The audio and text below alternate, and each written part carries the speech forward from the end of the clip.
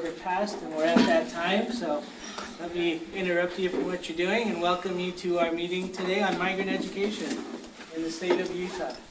There are many more of us out there, but unfortunately there are some folks who are on break this week, and some people that are on break that actually came to the meeting. So we very much appreciate that you're taking the time to be here.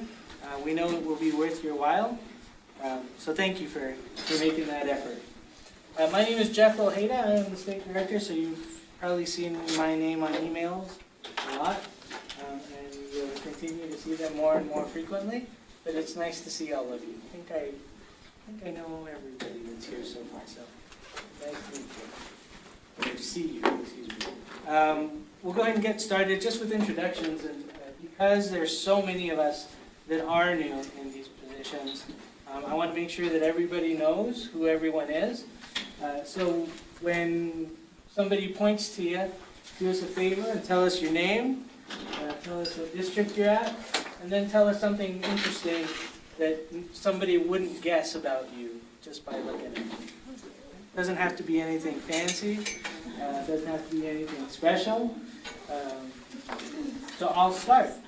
Hello, my name is Jeff Ojeda. I work here at USBE. I have worked here since 2008. And I've gone through several programs. Minority Achievement was one of those programs when I first began. And I did Title III here in the state for quite some time. And then I stepped into the role of McKinney-Vento and Migrant Ed at the same time about five years ago. And something interesting about me, or something that people wouldn't normally guess, is that I'm a pianist and I play professionally in several bands. I spent most of my summer every weekend playing a gig somewhere in the state, and it was loads of fun. Playing a big thing. So why don't we start over here on this side, Jeremy? I'm Jeremy Young. I'm the Assessment and Title III Director at Box Elder School District in Brigham City.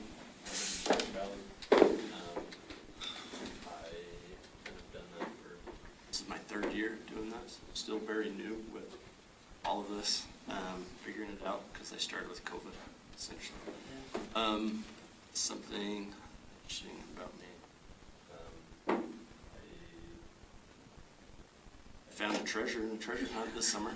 Hey, that's pretty cool. That's cool. Right. Was it worth the effort? That's the question. Yeah, absolutely. Fantastic. Great story. Cool. Well, welcome. I'm Tori Hatterley, so I'm Jeremy's assistant at the Box Elder. I've been in the district about 17 years, but only a year in this role. So I live in Tremonton. Something interesting, I hiked to base camp in the Everglades this summer. So Oh. That's amazing. Hilda, can we jump over to your table? Go around. I am Hilda Boyd. I work for Jordan School District, and I've done this for 33 years with Jordan. And I started doing Migrant when I was 14 years old. So if something interesting, I'm still here. That is a great interest, for sure. I'll second that one. I'm Penny Yardley. I'm from Beaver County School District, which is in Beaver, not Logan. I've been not quite as long as Hilda, but pretty dang close with this 20 years, about for me. And something interesting is yesterday we dug out 6 trucks and a car from about 10 inches of snow. Wow. So super fun. Great times, right? That time of year. Dave Clough, Beaver County School District. I'm director over Migrant and McKinney-Vento. And my real job is I'm principal of Milford High School, so this is just the fun on the side. This is what you do in your spare time. Yeah, this is the spare time stuff. And so, something that people don't normally would see from just looking at me, I raise and sell miniature cows. So. How miniature are we talking? They're about half the size of an average cow, so, you know, about that tall for my average cow. And they taste awesome, so. Good to know, good to know. Can we move over to this table here? Charlotte, you want to start us off? I am Charlotte Nebeker, and I have been doing this since January. Not to learn yet. Eagle School District. I live in Spanish Fork. And something interesting is I was actually living in China when COVID started, and I had to come home. We were there for 6 months. My husband and I were teaching English at Ocean University of China, and we had to come home because of COVID. So we taught our students online for 2 more years from home, and it was fun. Good Thank you. Quite the adventure, more than you bargained for, probably. Yeah. I am Lily Harman. I work for Eagle School District in Payson, Wilson Elementary. I live in Salem, and I've been working for the district for about around 10 to 11 years. I really got hired in this side, work on Southsider.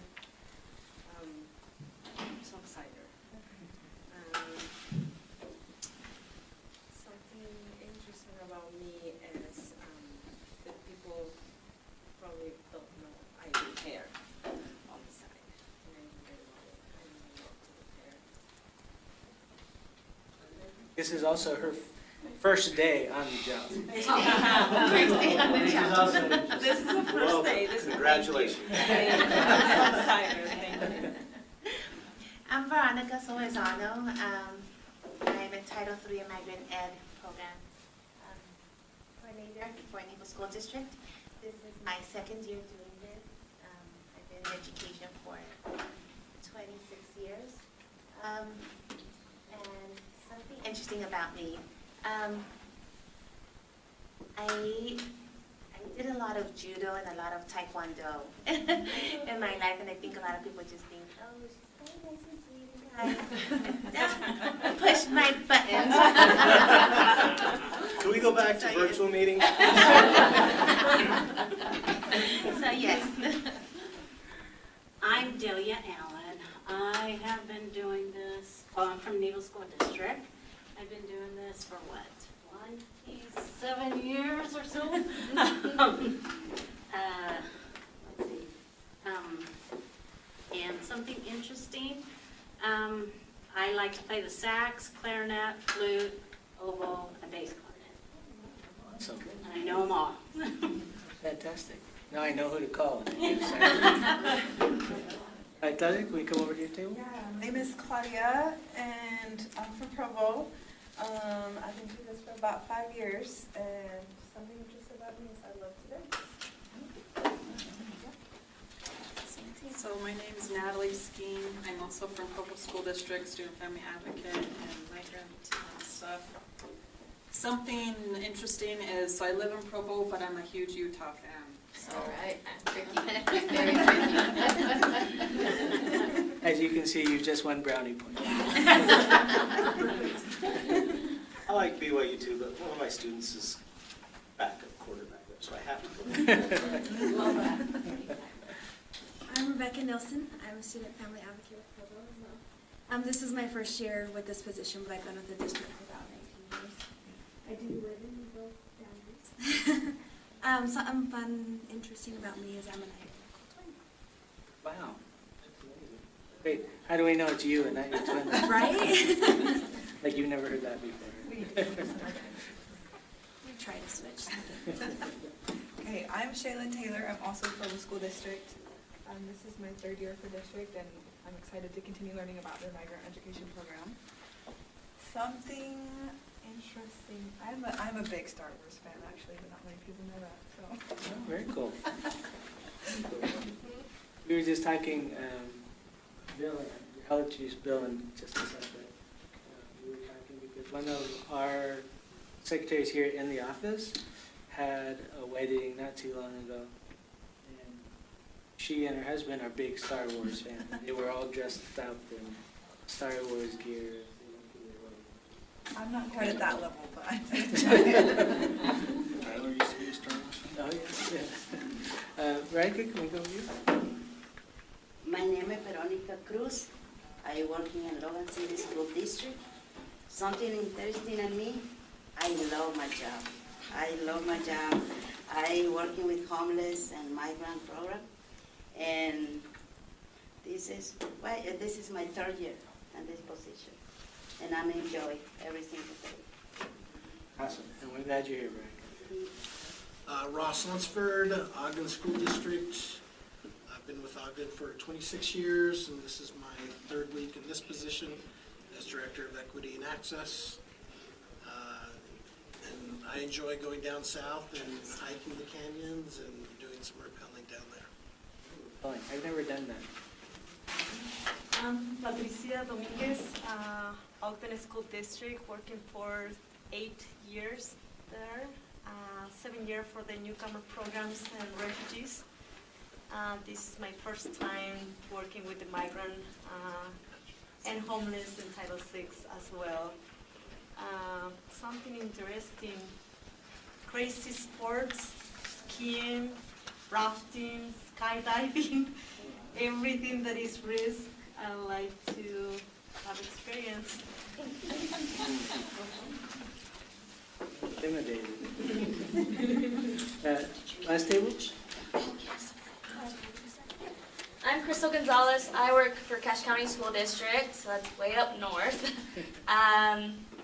Something interesting about me, I'm actually deaf in my right ear, so many people might not guess that. And I am the district's parent liaison. I work under Title III and the ELL program, and also help with migrant things. So, as such, Power School, secretary, like a little bit of everything. Okay, lots of hats for you. We can't do it without Crystal, that's for sure. I'm Melinda Lamont. We work for Cache County School District. I've been there about 20 years, and I'm currently the EL specialist and the kindergarten specialist. And I help with Migrant. So I'm still kind of new at that job, just about my third year in Migrant. Still trying to figure it out, so this will be helpful, I'm sure. Something about me, I like going to rock concerts, so there's that. I'm Paula Hull. I am the Federal Programs, Director of Federal Programs. If you know Robin Clement, she's retiring in 2 months, and I'm going to take her place. So I've been an educator for 22 years. Last year I was a principal in elementary school, so just changing jobs every now and then. Yeah. District office is so different, huh? Yeah, I was in the district office, then I became a principal, and now I'm Okay. back. So kind of doing a lot of do-si-dos. Something unique about me, I'm a new grandma. Congratulations. Thank you. It's fantastic. And then we had Veronica come back in. Hi, Veronica. Introduce yourself to everybody. I'm Veronica Castro. I work with lovely Veronica Cruz at Logan City School District. I work with ESL, but we also kind of tag team with Migrant and Homeless. So, yeah. And I am also a new grandma. First time. Congratulations. All right. Well, I'm glad that everybody's here. Renee, we haven't forgotten you, so please introduce yourself. No. Hi, I'm Renee Opina. We've spoke a lot over the typing. I do homeless, migrant, 21st century, I would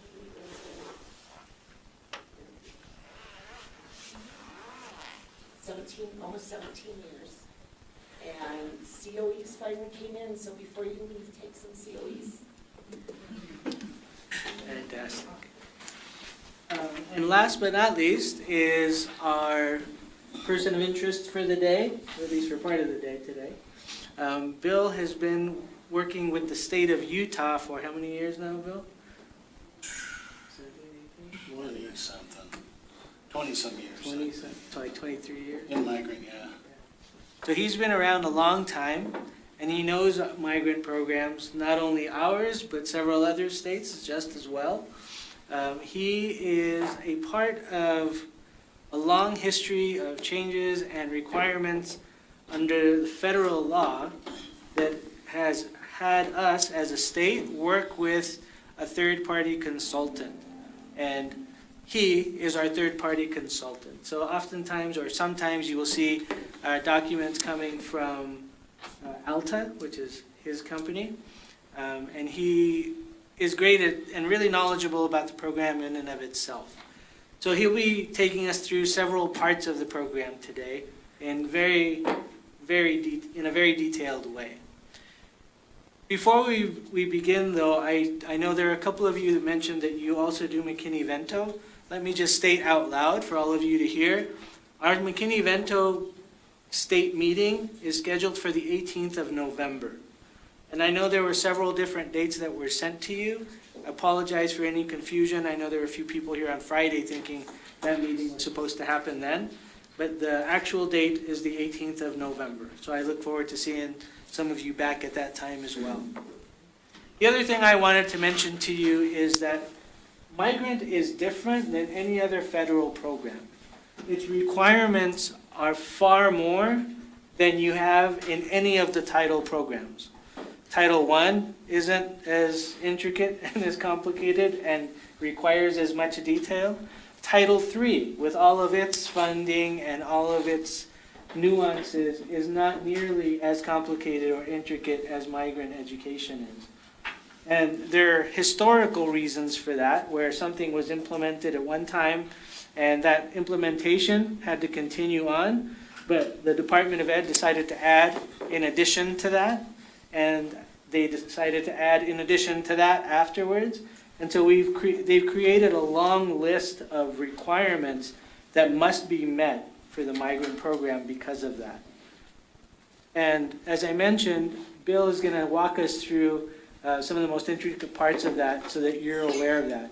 If at any time you have questions, please feel free to say, hey, I need you to back up, explain that to me. Because there is quite a bit. So if you are lacking in any understanding, please let us know. Also, if you are one of the people that has been here for many 20 plus years, please speak up about what your experience is working with Migrant so that our new folks can understand what your perspective is and we can come to a consensus on what that should be. All right? Any questions before we begin? No? Restrooms are just down the hall over by the elevators. So feel free to get up and do what you need to do when you need to do it, and then join us again. We will break for lunch. We'll probably break around 11:30-ish or so to let you go for an hour's lunch and then come back. There are a couple of places that are within walking distance, though I don't know about the weather today, if it holds out or not, but you can also drive and come back. You'll still have time to get some food. Without any further ado, Bill, I turn the time over to you. Thanks, Jeff. I'm Bill Bansberg. I've been with Migrant for 33 years. Jeff is correct. It is the most complex federal program. I've worked in federal programs, the federal programs director, SLED lab and federal program. And it really is the most complicated program. I would say if you're new to Migrant, it takes about 3 years to get to the point where you feel like you're on top of it. So there's a lot of pieces to it. We're going to talk about pieces today. And I'll kind of go through them in different critical things that we need to cover and go through them fairly quickly. So if you don't, you miss something, feel free to call me or Jeff at any point or email me and say, I don't get this, I don't know what we're supposed to do with this. And I think of all the federal programs, Migrant is one of the most incredible because these folks really have a need, a real serious need, And so what you do with it is so important. And so we're going to cover a lot of everything we're going to cover today is basically, part of the program, required part of the program. There's no extra frills here. And we're going to start by talking about the comprehensive needs assessment, which is a required piece, and what needs to be done with that. We'll spend time talking about the re-interview and why we do that. You probably know about the re-interview or heard of it. A lot of new folks here today. and we'll talk about why that's necessary and why we have to do it. And then we're going to spend a bunch of time talking about identification and recruitment, how you identify and make sure families are eligible, because it's so critical. It's not just critical, there are legal issues if you don't. So we have to make sure that families are eligible. And then one of the last things we'll talk about is how do we deliver services when the migrant program is a very small program? There's not a lot of money in it. There's not a lot of, you're not, this isn't Texas, this isn't Washington State, this isn't California, where, California's got 70 million plus in migrant money. Utah, 1.4 million. So, some of the bigger states, they have whole schools that are, being paid for out of migrant funds. All the teachers are being paid because the whole school is all migrant kids. In most other states, it's not the case. In most other states, what we're looking at is you've got somebody in the district who wears the local migrant director hat, along with 4 other hats, Title I and Title III and whatever else. And then in addition to that person, you might have a recruiter. And that's it, but you still have to deliver services. And so we're going to talk about how you can do that. Okay, so there's a lot of pieces to this. And if you don't mind, I'm going to sit while I present because my knees aren't the best. Okay, so the first thing I want to talk about is the evaluation results. You guys, many of you were part of that, part of the evaluation, and helped collect evaluation data last year. And so we'll kind of go through that fairly quickly, just so you can kind of see what happens with Migrant Ed is we are required to do what's called the continuous improvement model. So we start with a needs assessment. Then the programs have to be, once we do the needs assessment, we have to develop a service delivery plan, which is services that we will provide to migrant kids to meet the needs. The service delivery plan is what everybody's funding application is supposed to be based on. We try and write that service delivery plan so it gives you a lot of leeway, so you've got a lot of opportunity to put the kind of things in it that you need. And then we come back around and we do the evaluation. We just finished the evaluation this last year, or part of this year. I think it was in April we finished the evaluation. So what we do is we look at the results of the evaluation and then we key that into the needs assessment. So let me just go through that fairly quickly. A lot of what is required by the Government Performance and Results Act, 1994 or 5, I can't remember, is that all federal programs are judged by whether or not kids become more proficient in the state assessment. That doesn't work real well with migrant. I mean, the whole definition of migrant, a lot of people have the wrong definition of a migrant. A migrant is a person that follows the crops, or a family that follows the crops. They are not somebody necessarily from another country. So when we're talking about migrant education, we're talking about families that follow the crops. And the reason that the program was created is because the families are so mobile. They're moving from different place to place. They might be, out in Washington, doing the cherries, and then they come to Utah to work with livestock. So families move around, either seasonal or temporary employment related to agriculture. It has to be related to agriculture. There are many seasonal jobs. In Colorado, where I'm originally from, a lot of seasonal jobs in the ski industry. Every year, families come in and work the hotels and et cetera. That doesn't count. That's not migrant. Migrant has to deal with agricultural. It has to be an agricultural endeavor, and families follow the crops. So one of the things that happens is that, because they're mobile, a lot of migrant students never take the state assessment because they're mobile. They're not here when the state assessment is given. Sometimes they don't speak the language that's offered through certain states that the state assessment is offered in. About 85% of migrant families in are Spanish speakers. There are others that speak other languages, but about 85% of them are Spanish speakers.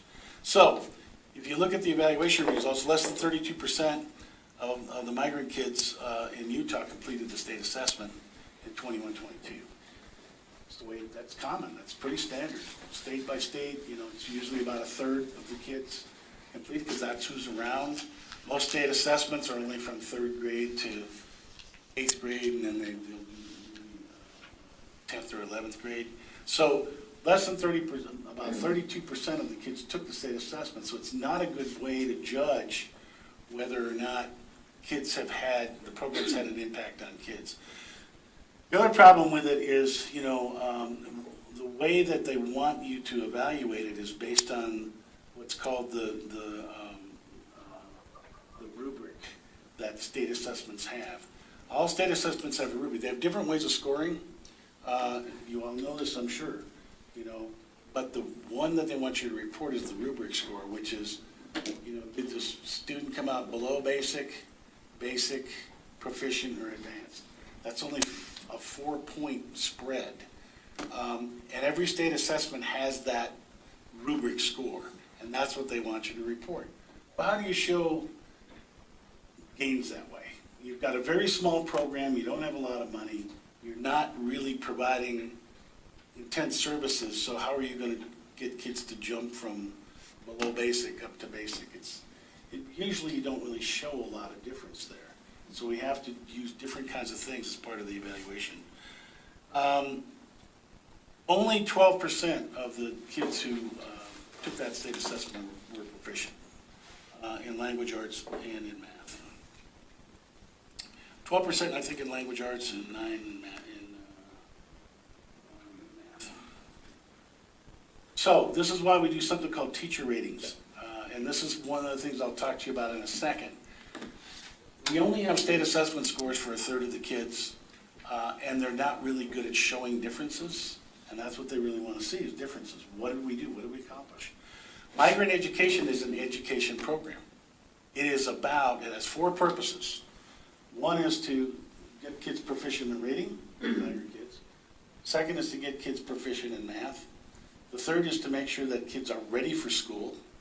And the fourth, and the reason that the whole program started back in 1967, was to increase the graduation rate. Back in 1967, the graduation rate of migrant kids was only like 20%.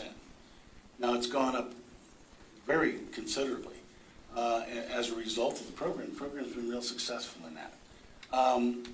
But one of the things that we have to do is we have to be able to show that we're making some differences in those academic areas. And so what we've gone to is using something called teacher ratings. Teacher ratings are subjective, but they're a way of teachers rating where kids are in the standards in language arts and math, okay? And that's something we're going to also use for the needs assessment, on which I'll show you in a minute. Our teacher ratings and evaluations show that about 17% were proficient in language arts and 21% were proficient in math. Utah's not unusual compared to other states.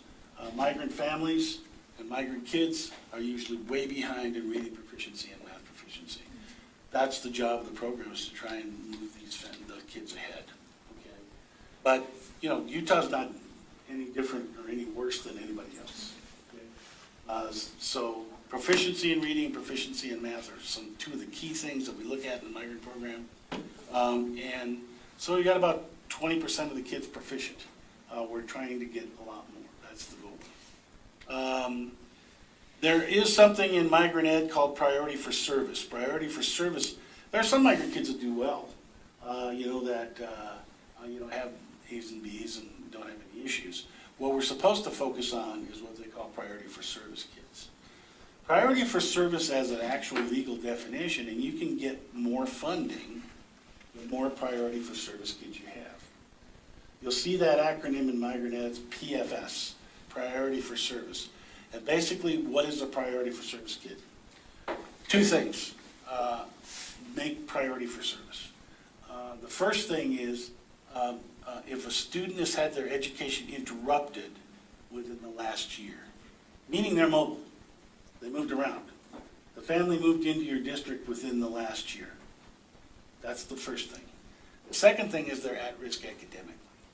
And so that's a subjective thing. You have to make a decision as to what at risk academically means. But those two things put together make a priority for service kid. And the priority for service kids are the ones that you're supposed to try and focus on. Can Yes. interject just a Yes. minute? So within the state of Utah, in the last, well, at least as long as I've been in the program and working with the program, we as a state have not flagged PFS kids, hardly at all. So in some years back, there were maybe 16, 17 kids that were tagged as PFS, when in reality, it should have been a lot more. So as a district, you need to determine what your definition of a PFS student is, and then go back and flag all of your kids that meet that definition. As Bill has mentioned, either they have movement, right, they're mobile, and they're coming into the year, or they're at risk of academic failure. Not that all of our kids aren't, because we are talking about a population that has academic needs. But you have to set a criteria, so an objective criteria in which you as a district are going to say every student that meets this, we will consider PFS. Every student that doesn't, we won't.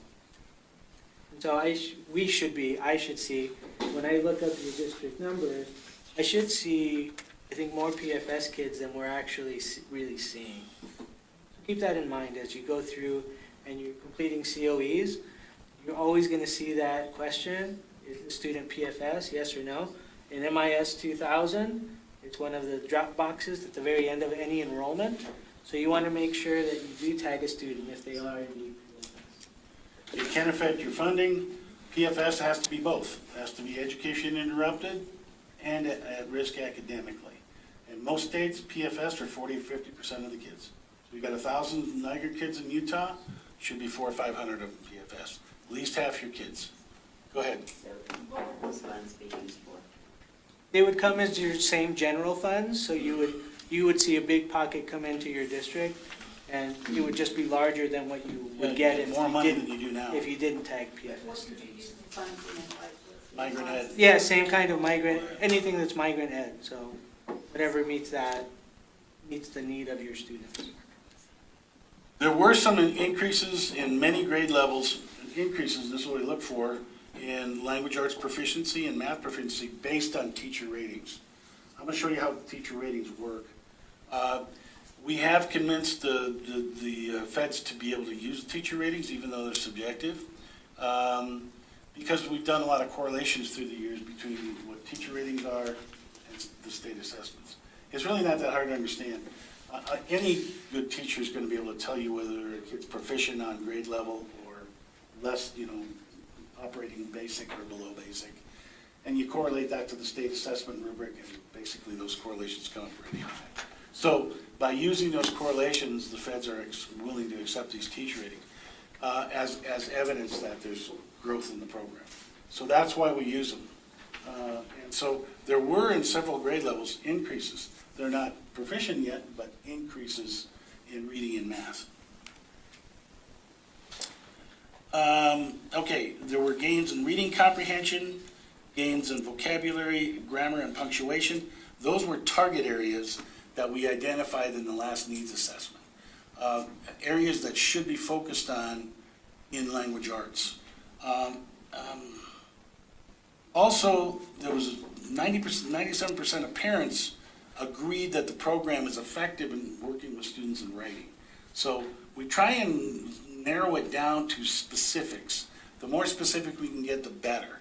When it comes to, this is still continuing with language arts, one of the things that I would encourage you all to use as a supplemental tool is the Migrant Literacy Net. You may not have heard of it. We'll talk about it a little bit today. The Migrant Literacy Net has a lot of resources on there, online tutorials in English and Spanish. And if you use them, it's a real easy way for your district to show that you've made gains.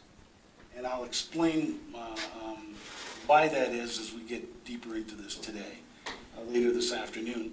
But the Migrant Literacy Net is supplemental tools.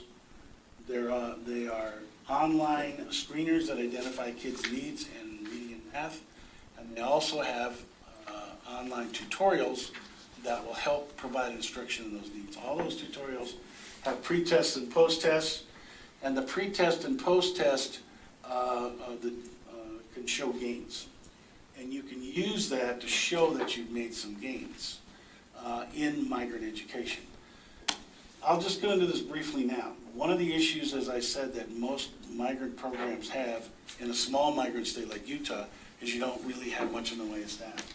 It's you and the recruiter, maybe a parapro, okay? Maybe a family liaison person. That's it. That's all there is. So, but you're required to show that you're increasing, if you're going to take migrant money, you're required to show that you're increasing proficiency in reading and math, and readiness for school and hopefully graduation. So how do you do that? How do you do that when it's just you? Well, one of the ways that you can do it is assign tutorials from the Migrant Literacy Net. You can have a family literacy net, have all the families come in and set them right up, right there, so that kids are set up. And if they take the screener in language arts, the screener will automatically identify online tutorials for the kids in either English or Spanish. The kids can take them. Those scores will show gains for you in reading and in language arts. We are just completing now, one of our districts, Beaver, has been helping us with field testing math tutorials. We have math screeners. The math screeners will identify the needs of the kids in math. And starting in January, those screeners will automatically identify math tutorials for kids, and kids can go online and take them. They'll have pre-test scores and post-test scores. You can show gains. It's a real easy way that you can do something and have an impact in reading and math. Remember, when they come around for this, what's called the CSPR, most of you know what the CSPR is, and they ask you, what kind of services did migrant education provide to kids? You've got to be able to check something off. And you can't use regular school. You know, yes, kids got reading instruction in the regular school day. They're not asking you that. They're asking, what did the migrant program provide to the kids? What supplemental services did they provide? So you can't check the box that the kids got reading instruction and math instruction from Title I or from Title III or from the regular school. None of that counts. What they're asking you is, did they get services from Migrant Ed? This is a way that you can check that box, honestly, and it's a real efficient, effective way that you can provide reading and math services to kids, even though you're just a very small program. You know, so we'll talk more about that later. Let me interject something. Yes. So as I've been going out and meeting with several districts, one of the questions that comes up in regards to that is, when should services start for the student? And the correct answer is that service for a migrant student should happen upon immediate enrollment and placement for that student, which is why M6 exists, which is the federal computer system to show what courses a student has taken or where they're at in their education, so that when you receive them coming from another state, you look them up and you can see their course history and place them where they should be placed. It doesn't happen just once, it doesn't just happen at any one point in time. It happens as kids come to you, as kids enroll in school. Those enrollments are critical because so the certificate of eligibility should be one of the first things that's completed for a family, because without that, you don't have a migrant student. You don't have a migrant student, in fact, until someone in this office, myself or Renee, approve that certificate of eligibility. And that certificate of eligibility then requires you as a district to service that student from that point on in whatever academic needs they may have. But it's not, even if you have a migrant summer program, that's great, but the question is not just whether you do something with them during the summer, it's when you get them in school, what do you do with them to help provide supports for their academic needs? And that's critical of what needs to be happening in your program. Yeah, Jeff's right. I mean, you can't simply just identify kids and say, okay, we got them eligible, we signed them up on the COE, we got, 100 kids or 50 kids or whatever. You've got to do something with them. And so we'll spend a lot of times talking about that. It shouldn't be scary because there are ways that you can do this without, I mean, I understand everybody in here is wearing multiple hats. I didn't hear anybody who's just running a migrant program. That's all you do. So we have ways that we can make that happen. And so that's why, these meetings become really important because we learn the ways that we can all work together to make that happen. Just quickly, because I'm going too slow with this stuff, and because I'm looking at the clock, there were 109 different skills on the Migrant Literacy Net and Language Arts the kids grew on in Utah statewide. So you've got a lot of gains here that we can show the feds, and so that's really important. And it's a real easy thing to do. It's just not that hard to set up families to do this. Keep in mind these are supplemental tools. They're not meant to replace anything the district is doing. They're supplemental tools, and you can set up families to work with these resources. Okay, in math, there were increases in different standards in math, reasoning abstractly in math, problem solving, algebra readiness. So we did see some gains there, and that's really important. That's something that they look for. And we're able to show those gains because of these teacher ratings, not because of state assessment. We showed nothing with state assessments. Okay, EL services. There were significant increases in proficiency in several different grades. What we have as part of our goals for Migrant Ed, because you have to have goals, is what we would, kids would increase half a grade, or half of, it's not a grade, it's, the WIDA or access test is broken into 6 different levels of fluency. What we said was that kids would increase by half a level each year, and for several grade levels they did. So when we looked at the access scores, so things are moving ahead in Utah. It looks good. It looks good for the feds. Also, almost all the parents, most administrators and teachers strongly agreed that parent involvement was something that we need to do more of, and it's something that's really critical. So we'll talk a little bit more about that, and it has an impact on the program. All right, that's kind of a summary of the evaluation results. Now we're back around to this part of the continuous improvement model where every 3 years or every 2 years, 2 to 3 years, we're supposed to do this continuous improvement model. And so the way it works in Utah is we do it every 2 years. So we start with a needs assessment this year, and then we develop a service delivery plan, which we'll develop this spring. And then for over the next year, you're supposed to implement that service delivery plan, and then we come back around and do the evaluation. So they want you to do this on every 2 to 3 year basis, this continuous improvement model. The continuous improvement model is actually the thing that saved Migrant Ed from the scrap heap. Years ago, Congress was making a lot of noise about eliminating federal programs, and they did eliminate several. They said you've got to prove that you work.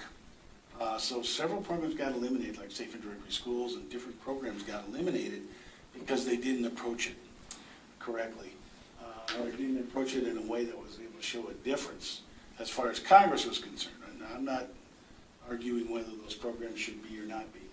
Migrant was very successful because they adopted this continuous improvement model, which is nothing new, but basically it's do a needs assessment, base your services on the needs because we're a small program, so you base the services on where you're going to get the biggest bang for the buck, and then you evaluate that to see if you made a difference. And by using this model, funding has never dropped for Migrant Ed. So as a matter of fact, it's increased. So this has been a really powerful model, and so all states are required to do this. And so this year, we're required to do the comprehensive needs assessment, and so I'm going to talk about what that is. They have a process they want you to use. We've kind of set it all up for you so to make it easy, but you have input into this. you are officially considered to be the Comprehensive Needs Assessment Committee, this room, okay? So that's according to the feds.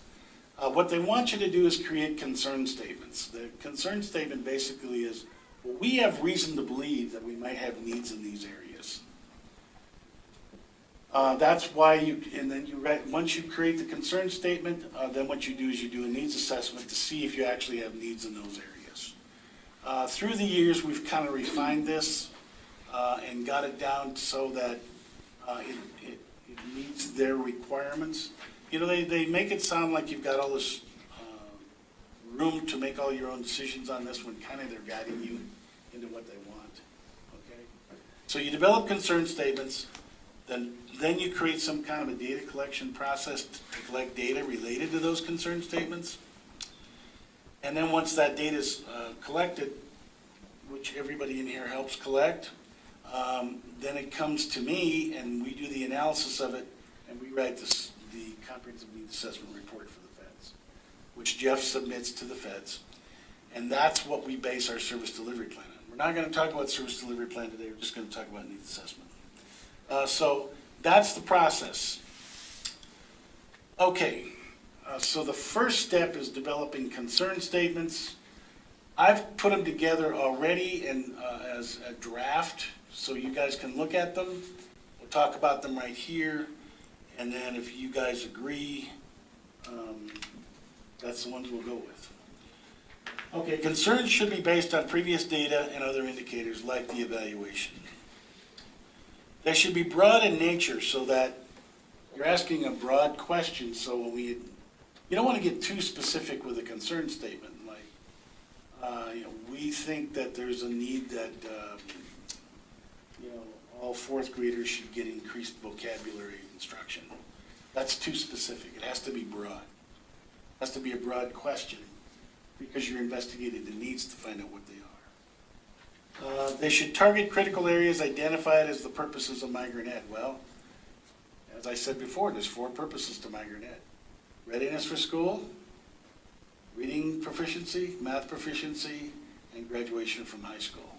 So they're kind of guiding you into what what your goals are. What your concern statement should be. Now there's some leeway in that, because certain states have more issues than others. Like Utah has a very large EL population.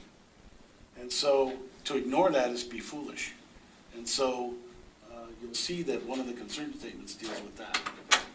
Concerns should be few in number to enable the in-depth needs assessment of each area and also to avoid, one of the problems that when they first started this process was a couple of states got overambitious. Washington State was one. They came up with 32 concern statements. They ended up spending almost 30% of their migrant budget doing the needs assessment. And everybody, that's all they did, needs assessment, which makes no sense. So we've tried to refine this so there is some effort involved, but it's not over the top, okay? And so we'll talk about what we're asking you guys to do. It's critical that we do this, but we don't want to have too many concern statements because the more concern statements you have, the bigger the needs assessment. That makes sense. All right. So I put together some draft concern statements based on the evaluation. And I used the language they want. Basically it says, we are concerned that migrant education needs additional services to support academic, social, and emotional support, that is, to become proficient in language arts. The second one is focused on, do we have needs in language arts? That's the first one. The second one is focused on, do migrant kids have needs in terms of mathematics? And then the third one is, do migrant students have needs in terms of becoming proficient in English? These are what the evaluations show. Okay, that's where the issues are. And so to do a needs assessment on those 3 areas makes a lot of sense. But I would open it up for you guys to make whatever comments you want, or additions you want, or subtractions you want. Any comments on these? Otherwise, what we're going to do is we're going to focus on, what are the needs in language arts, what are the needs in math, and what are the needs in English language proficiency, which makes a lot of sense for kids in Utah. I think these look great. Nailed it right on the head. Okay, good. That's what I wanted to hear. Thank you, committee. It was a good decision. Having worked with this for so long, but I guess what I would say is, what we're trying to do is put this together in a way that causes the least amount of pain for everybody out there, but we still do this in a legitimate way, so that we do identify the needs and that we get back to the feds what they want. So that's kind of where we're at with this. All right. If everybody's agreed that that's okay, I'll move on to the data collection part. I'm going to skip that. I'm just going to run into the data collection forms. If you would pick up this handout. And we're going to send these out to everybody.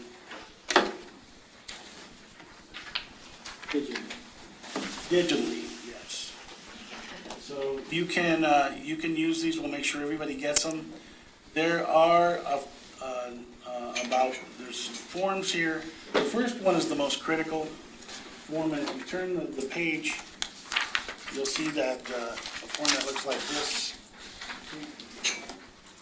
That's language arts, and then the following page is very, very similar form, mathematics. Now, you've seen these in the past, because we've used a very similar form. Don't use last year's form. There are some changes. What changed is the question? What changed is the question? Some of it, like for instance, there's a column for priority for service on this form. It hasn't been on previous forms. So you can check the box on priority for service. There haven't been big changes on this, but one of the things that's happened in the past, particularly for a couple of Utah districts I will not mention, is they would pull forms out from the past that we'd used in the past, and then they would turn in stuff and we'd have to end up doing it all over. So please use these forms. Let's talk about what these are. Remember I said that we don't have a lot of state assessment scores for migrant kids. So we have to collect teacher ratings. This is the teacher rating form. And this is the most important data needs assessment form we have. This is the critical one. Language arts and math. So if you don't have as many of the others, it would be ideal if we had every single migrant kid that you have, we have ratings for these kids. That would be ideal. Is this third grade and up or all grades? All grades, yes. So it's all grades, including preschool if you have them. So the way this form works is you can kind of look at it. There's a place on the form for several different kids' names. The simple way to do this, the easiest way to do this, is for each teacher that has migrant kids in their classroom, fill the form out for them in terms of writing the kid's name on the form. Okay? That's the easiest way. You can give it to teachers that have migrant kids and ask them to do it themselves if you want. The easiest way is to take a form. You know that Mrs. Bareilles has 3 migrant kids in her class. Put those 3 migrant kids on the form and ask her to rate those kids according to the standards. Those are the Utah standards, the overarching ones. And so what we're doing is giving a rating on the same rubric that's used on the state assessment, which is below proficient, approaching proficient, proficient, and highly proficient. So we're using the same rubric, and what we'd ask teachers to do is if you have not taught this kid that particular thing, don't rate it. We don't want false ratings. What we don't want is a teacher to look across, there's 10 standards in language arts, say, the kid's about a 3. So I'm going to be rated 3 all the way across. Doesn't help. What we really want is for teachers to rate kids according to whether they are proficient at grade level, or below it, or above it. for the standards that they actually know something about. So you give it to teachers and you ask them, okay, what have you taught these kids? What do you know about them? Based on what you know about them, rate what you can.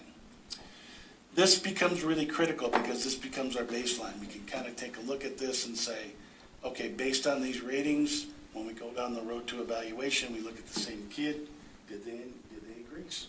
Did they get closer to proficient? So it's really important that we do this. There is a space on here. If you write the kids' names down, you'll see there's a box that says priority for service. It would be ideal if you check that box, if the kid is priority for service. So you'll, once again, as Jeff said, you might have to have like a brief virtual workshop on how to identify the PFS kids. That's something we could do if you guys want to do that. There would be kids that have moved within the last year. The family moved into the district within the last year, the last 365 days.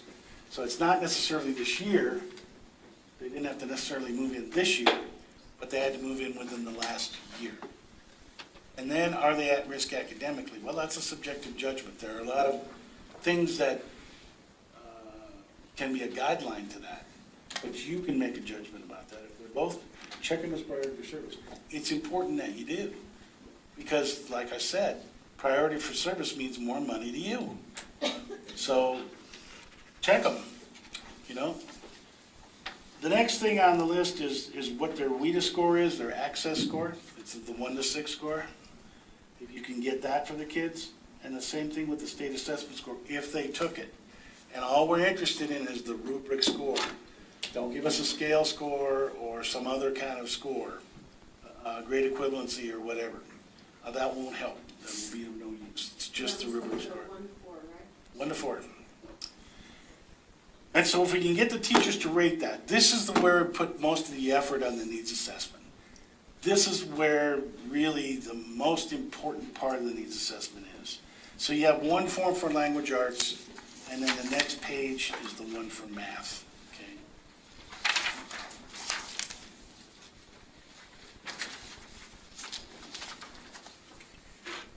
So for math, we would be looking at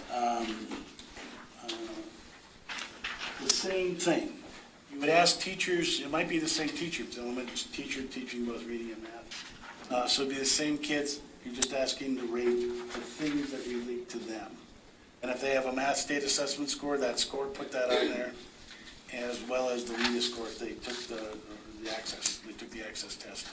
And that's the biggest thing and the most important thing for needs assessment. If you do these two forms for every kid you possibly can, we've really done most of the job for the needs assessment.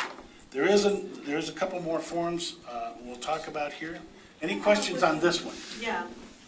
Go ahead. So this one, when you find a migrant student, this one is for the first time. The program lasts for 3 years, or you have to do it every year? Yes. Yeah, the form might change every year, but we're doing it for right now. Where are they right now? So that what you want to do, though, is the best way to rate this is you don't want to rate a kid on the day they come in. The family just signed up today because you don't know. The student needs to be in school enough so that the teacher gets some kind of an idea where they're at. Then you rate them. We're looking at identifying the children's needs. That's what we're going to base the program on. So for all migrant kids, we want to know, which of these kids, what standards are they the lowest in? So that's where we focus our program. If they're the lowest in vocabulary, okay, then we should be focusing our services there. If they're the lowest in comprehension, we should focus our services there. Whatever it happens to be. And the same thing for math. It might be that, basic operations, which is addition and subtraction. That's where the kids have the most need. That's where we focus our services. Migrant's too small of a program to focus our services everywhere. It makes sense if we knew that vocabulary is the issue, then if you can do tutoring, you do tutoring in vocabulary. If you can use the migrant literacy net, you focus on assigning tutorials related to vocabulary. okay? So that's why we do the needs assessment. So every year, we're trying to track where the kids are according to the standards. And so what we do is we start out with the needs assessment, then next year, we're going to look at the same child. Other questions related to this form? Okay, this is one of the key. Clarification, no? So we can very well, I mean, it would be great to do it fall and spring. That would be the most ideal, right? We could, I mean, we're looking at need right now. We will be looking at, when it comes late spring, we will be doing it and see if there's a difference. So it'll be a very, very similar form, it's just gonna say, just slightly different, but it's gonna be measuring the same things. So we're doing it now, all this data is due in December for the needs assessment, and then the data in the spring will be due late. December 31st? Huh? 37th? Come on, Penny, you can do it. I know you can.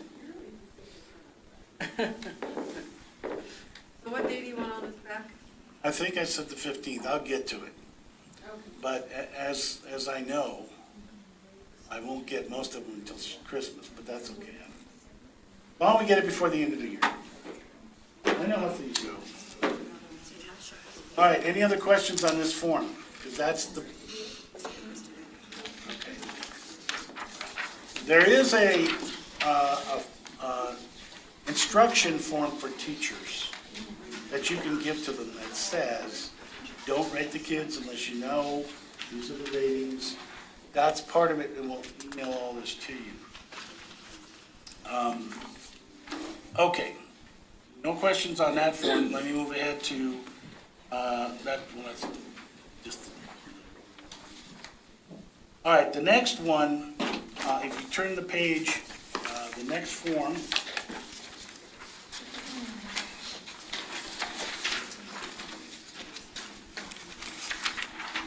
is not real difficult because basically it's you guys filling this out.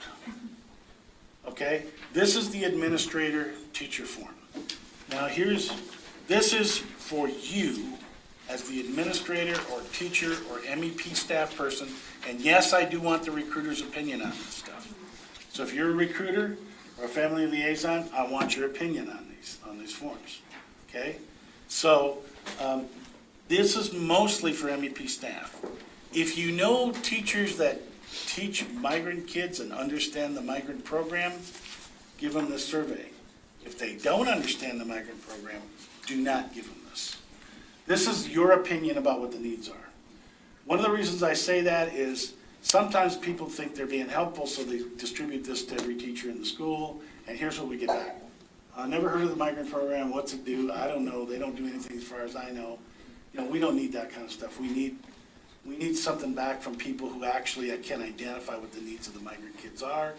So don't give this survey to anybody who doesn't really know. And so if I get back 2 surveys from a district, that's okay. As long as those are the 2 people that know what the heck's going on. You know, that's what we want to do is look at what the needs are. So this is just a 1-page deal. The only thing I ask of you is, you've got strongly agree to strongly disagree. Please don't just give me a form where you strongly agree to everything, because that doesn't help. We've got to differentiate. Where are the bigger needs? Okay? I know all this stuff's probably a need, but where are the biggest needs? Okay? So that form is just not hard, but I ask you all to do it as part of this, and then just send it in with the rest. Okay? Okay. The next form is the effectiveness strategies. And that's also for the same people that fill out the administrative form. What do you think are the most effective strategies for meeting the needs of migrant kids? This will become important when we do the service delivery plan.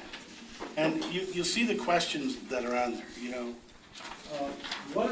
What strategies are the most effective for facilitating reading proficiency for migrant kids, in your opinion? Same thing for math. How about overcoming barriers to graduation? Or we did have a question on here about health services. Because health can interfere with children being able to focus on schoolwork. Now we have to be, and I'll just tell you, I want to be careful here. Because we don't want to all of a sudden find ourselves in a corner where we've identified health as the major need for the migrant program. Because you know what that means? You got to do something about it. That's what it means. You want to be careful. If you know what I'm saying. How you approach that particular issue. Because we really can't. We're not, you can't legally spend money directly on health. You can do what a lot of states do, and you can try and build up partnerships with, pro bono things kind of thing. You're putting yourself in that spot. Now, if you really think that's where you need to be, fine. But that's the spot you're putting yourself in. Okay. So I'm not saying that health doesn't affect migrant families, because it certainly does. And if the state and groups of folk can figure out how to get dental services and vision services and health services pro bono, that's wonderful. But, suggest what you feel here. If you have, a lot of districts have good relationships there.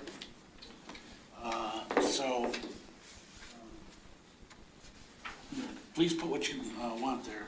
Also, just general kind of things that you think might improve the services. So this goes hand in hand with that.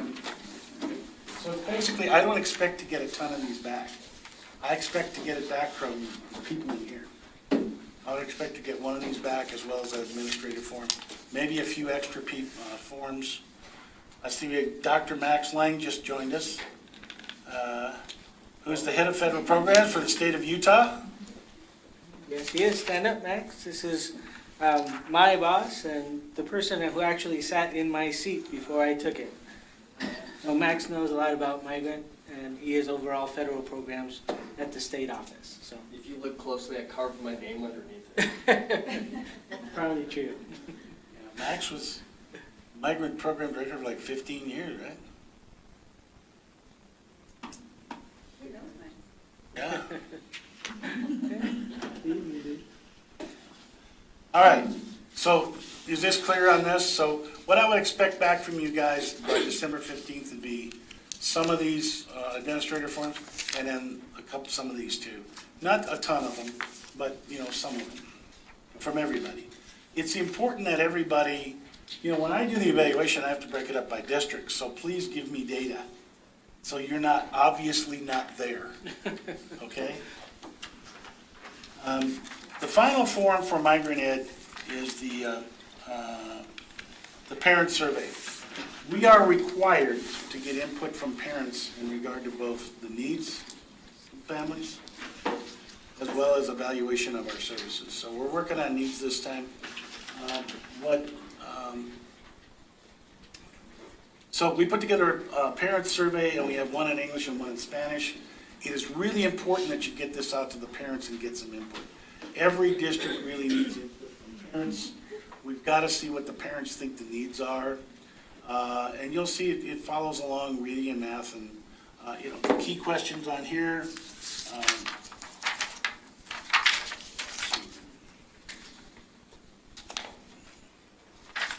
The key questions on here.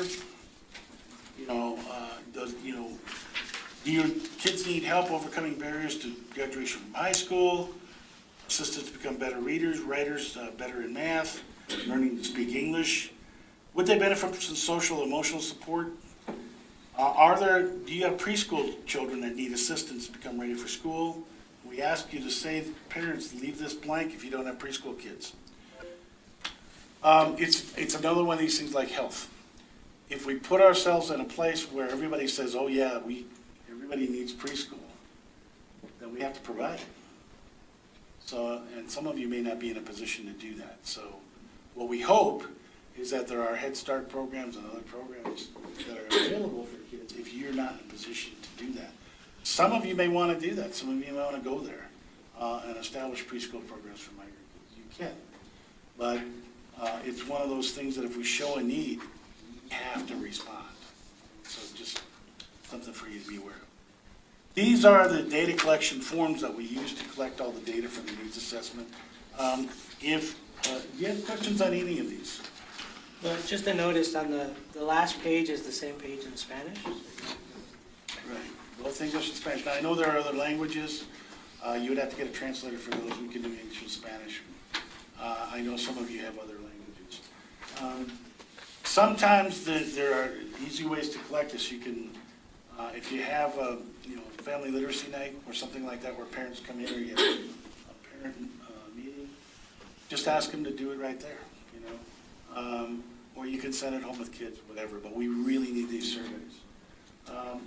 When Hilda goes around and does the re-interview, which we'll talk about the re-interview here in a bit, and why that's necessary and why it's really important. Hilda will also have these same surveys and will ask the parents.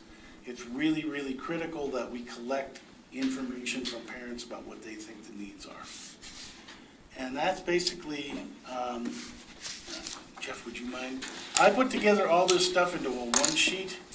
This is instructions for the needs assessment, so this would go to every local program director. The needs assessment is required. There's nothing on this list that is not part of the requirements. So we have to have performance data on kids. We have to be able to look at, identify what their needs are academically. We have to be able to get input from MEP staff. We have to be able to get input from parents. So we put all this together, and through all the years, this is kind of the most efficient way to do this. There are much more intense ways of doing the needs assessment. Some states are involved in those. We try to do it as efficiently as possible and with the least pain for you, although I realize I'm asking you to do something. It's critical. We've got to have this data. And this, the feds are serious. They do read this stuff, as both Jeff can tell you and Max can tell you. They're not fooling around with this. It's not like we're going to send in this needs assessment report and they're not going to look at it. They will. Right, Jeff? They sure do. And not only do they look at it, but they send it to legislators to look at as well. So I know for a lot of programs, the thought is we send it to the Department of Ed and it just gets lost somewhere. But migrant is actually kind of always on the political front. It's always something that's debated and talked about. So people actively look for migrant student data to see what's really going on. And both House and Senate look at those reports to make real determinations about funding for the migrant program. So it's really critical that we do what we're supposed to do in more ways than one. When I first started out, it was back in the 70s in education. I worked for the federal programs director in a school district in Illinois. And he always had to turn in reports to the state. And one of the things he would do was somewhere in the back of one of the reports, he'd put a couple of cuss words. And they never discovered it until it took 5 years before they called him up and said, "What in the heck are you doing?" And I always remembered that. I always thought that was funny. But no, when it comes to this, when it comes to migrant ed, all of these things are reviewed intensely. And if things are not done properly, they will put Utah in corrective action, and they have done it in the past. And they do it to every state. It's not just Utah. So this is, this is something we unfortunately need to do. But it does help the program. We have a data deadline of December 16th. The ideal would be to send all completed. You can do it two ways. Here's the ideal. The ideal would be to scan the forms. That would be the preference. And send them to Jeff, or Jeff will set you up, or Renee will set you up with a Move It account. You guys familiar with Move It? So you send data around the state of Utah, and then just put it in there. That would be the best way. You can send hard copies to Jeff, I put his address up here. It would be wonderful if you could scan your forms and send them directly to me, but I suspect the safe way to do it would be to put it and move it. That way, nobody's gonna yell at you. So are you gonna give us access to move it again, because it was a temporary thing? Yeah, there's a window, so we'll have Renee set up the account, and then we can set it up so that each of you get an email sending you what that link is, and then you'll be able to use it. And we'll set it up, well, we can set it up for as long as you guys. Surveys and stuff we can scan the bill, Yeah, but. it's the student information. The student information, yeah. And it's the security piece.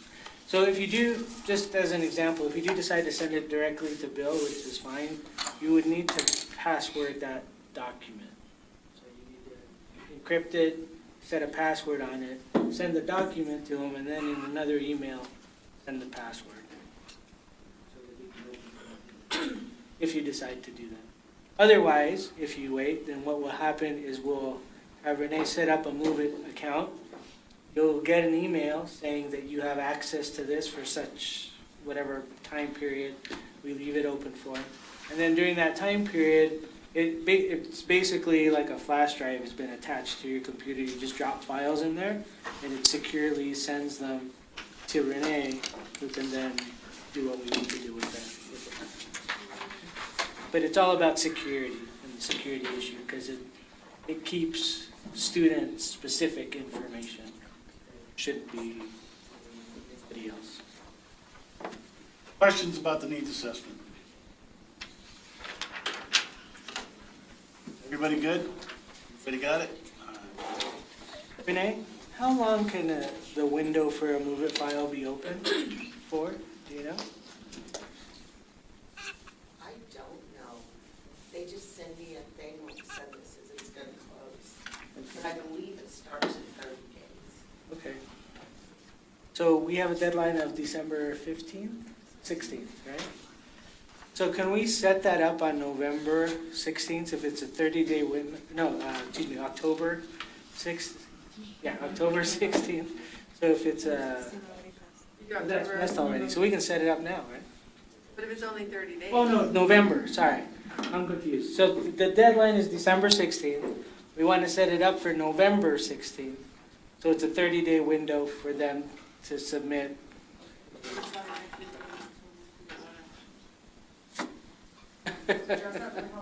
That's true, we do have one. So October 17th, we could set that up then. That'd be great. So look for Renee's email. Their directors, look for that email on the 17th. This afternoon, we're going to talk about, after lunch, right after lunch, we're going to talk about identification and recruitment, which is a critical piece that everybody wants to be a part of. A lot of information there, as well as the re-interview, which will be coming up this year, as well as service delivery stuff. Right now, Jeff is going to take over and cover some really, really important stuff before lunch. Yeah, I will. So, would you mind closing that? And then closing the browser? Let's see.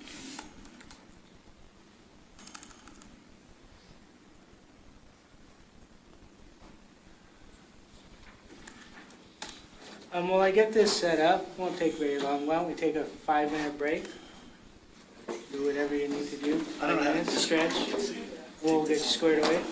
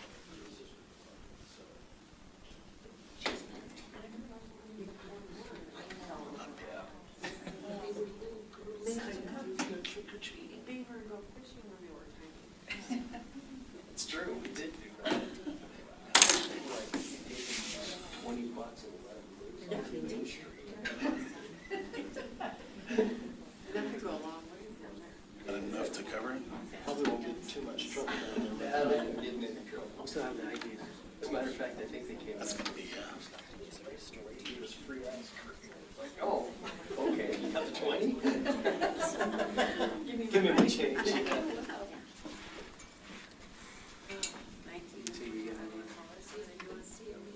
My youngest daughter's in college. My oldest daughter is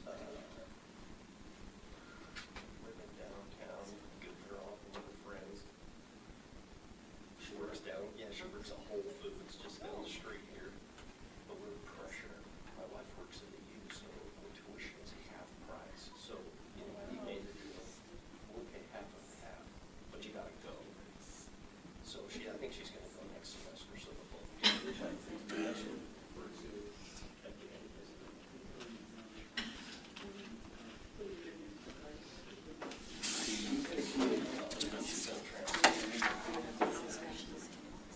She used the pandemic to graduate year early. She went to that, what's that school? Alternative school. Not Valley, it's right on State Street. Anyway, she went to this alternative high school because she failed the class in high school, just during the pandemic. So she went back and started doing the work and testing out these classes. And then one day she went in and said, "Are there any other classes I can take?" And pulled up the records and said, "You just graduated." She went, "Oh, really?" I said, "Yeah." Nice. Cool.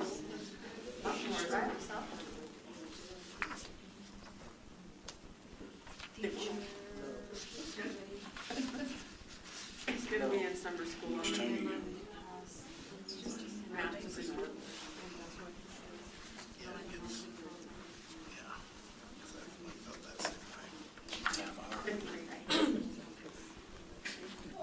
Just, If I hadn't looked at my notes. We kind of get him on the board. My grandson does that. maybe give him a couple. Does rodeo? What's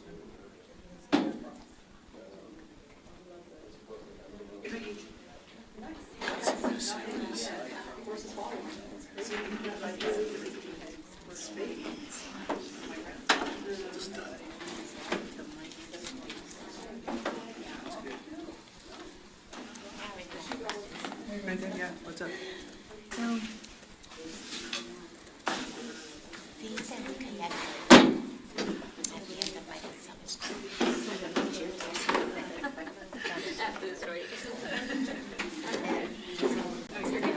lots of people. Obviously, we're not going to have the same some of our kids.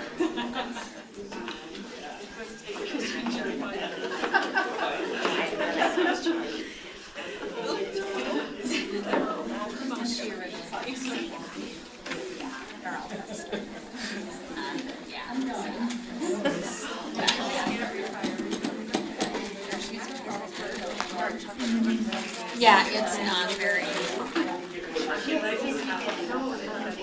So it was good. It was fun before him. It was, what's his name? We talked about him every year, I swear. Breaks out all of my.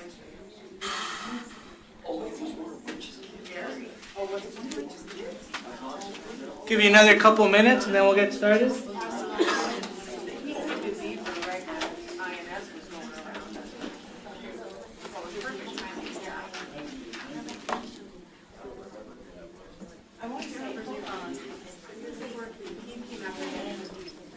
Why were they here?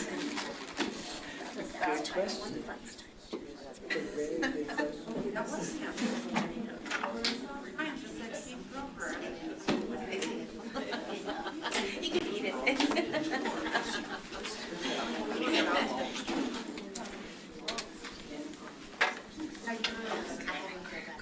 So next is going to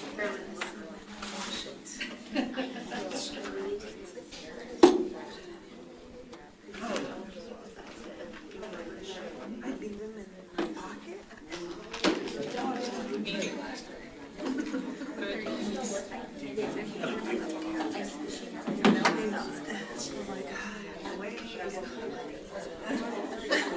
she didn't get invited. I get a new one in the mail.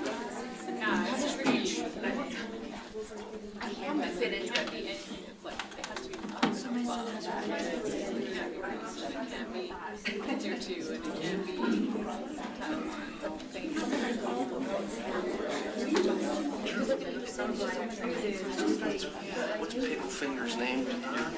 Zach Jones. The guy in New Mexico. No. Are you talking about Mel? Mel. Did he do the here before Keith did? That's right. Pickle fingers.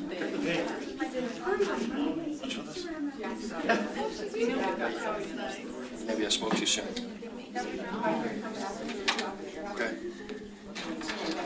Somewhere between. Yeah, perfect.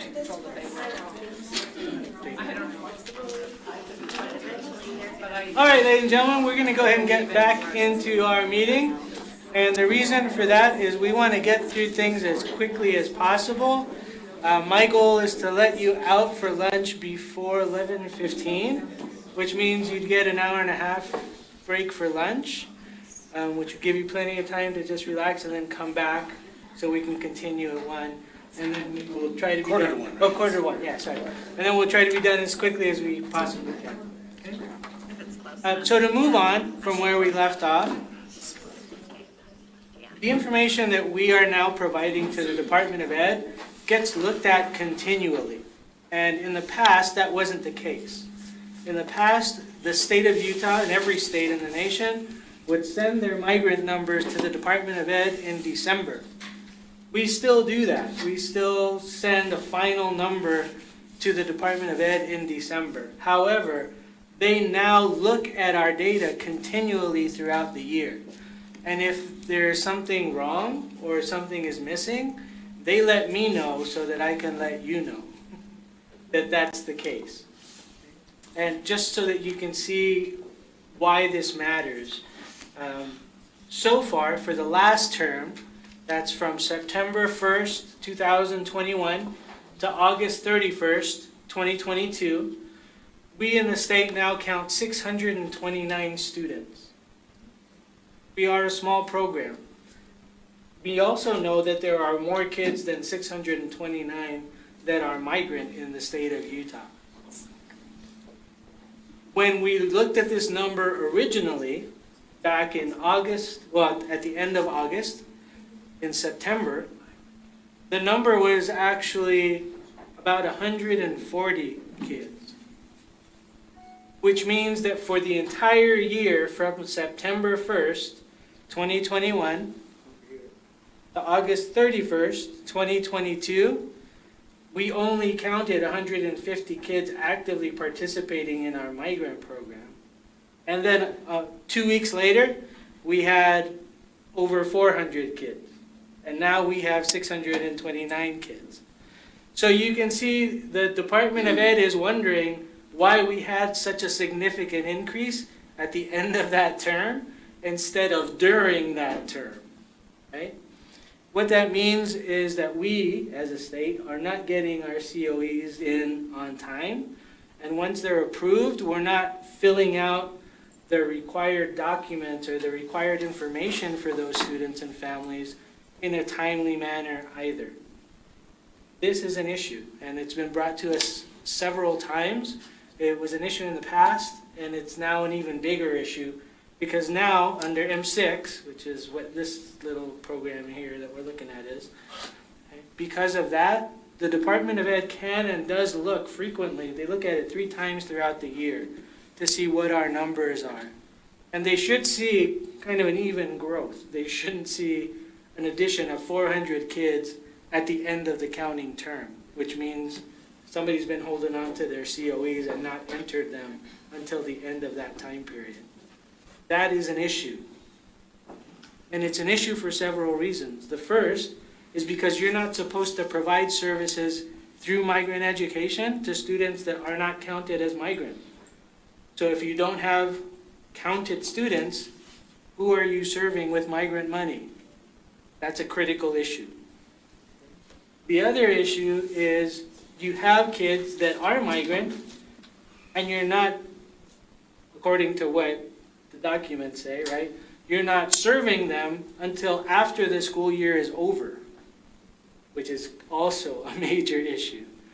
And there's no way around that. And the Department of Ed has said, Jeff, you need to have your LEAs look at this because it's a real issue that needs to be addressed.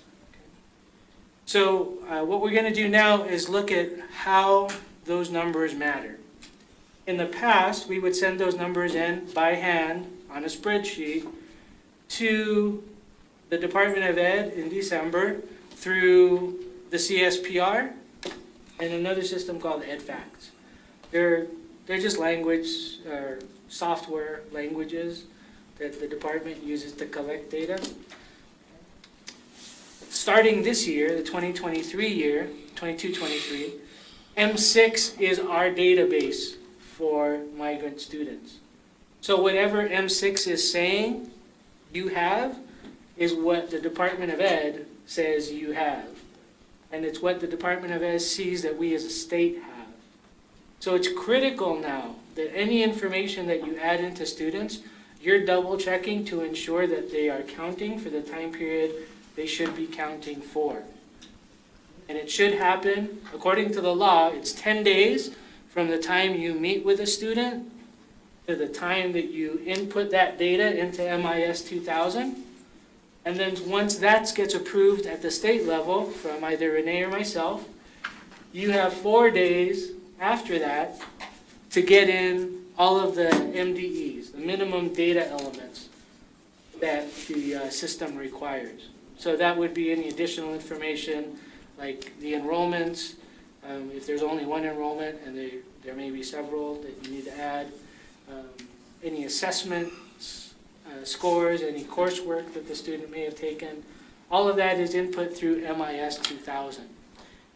But our numbers are counted from M6, which is why we have 2 different systems and why you need to be aware of both. Okay? So here's an example. This count is for the 21-22 year, and we show 629 students. And you'll see here under category 1, excluded. That's the number of students that are being excluded from that count.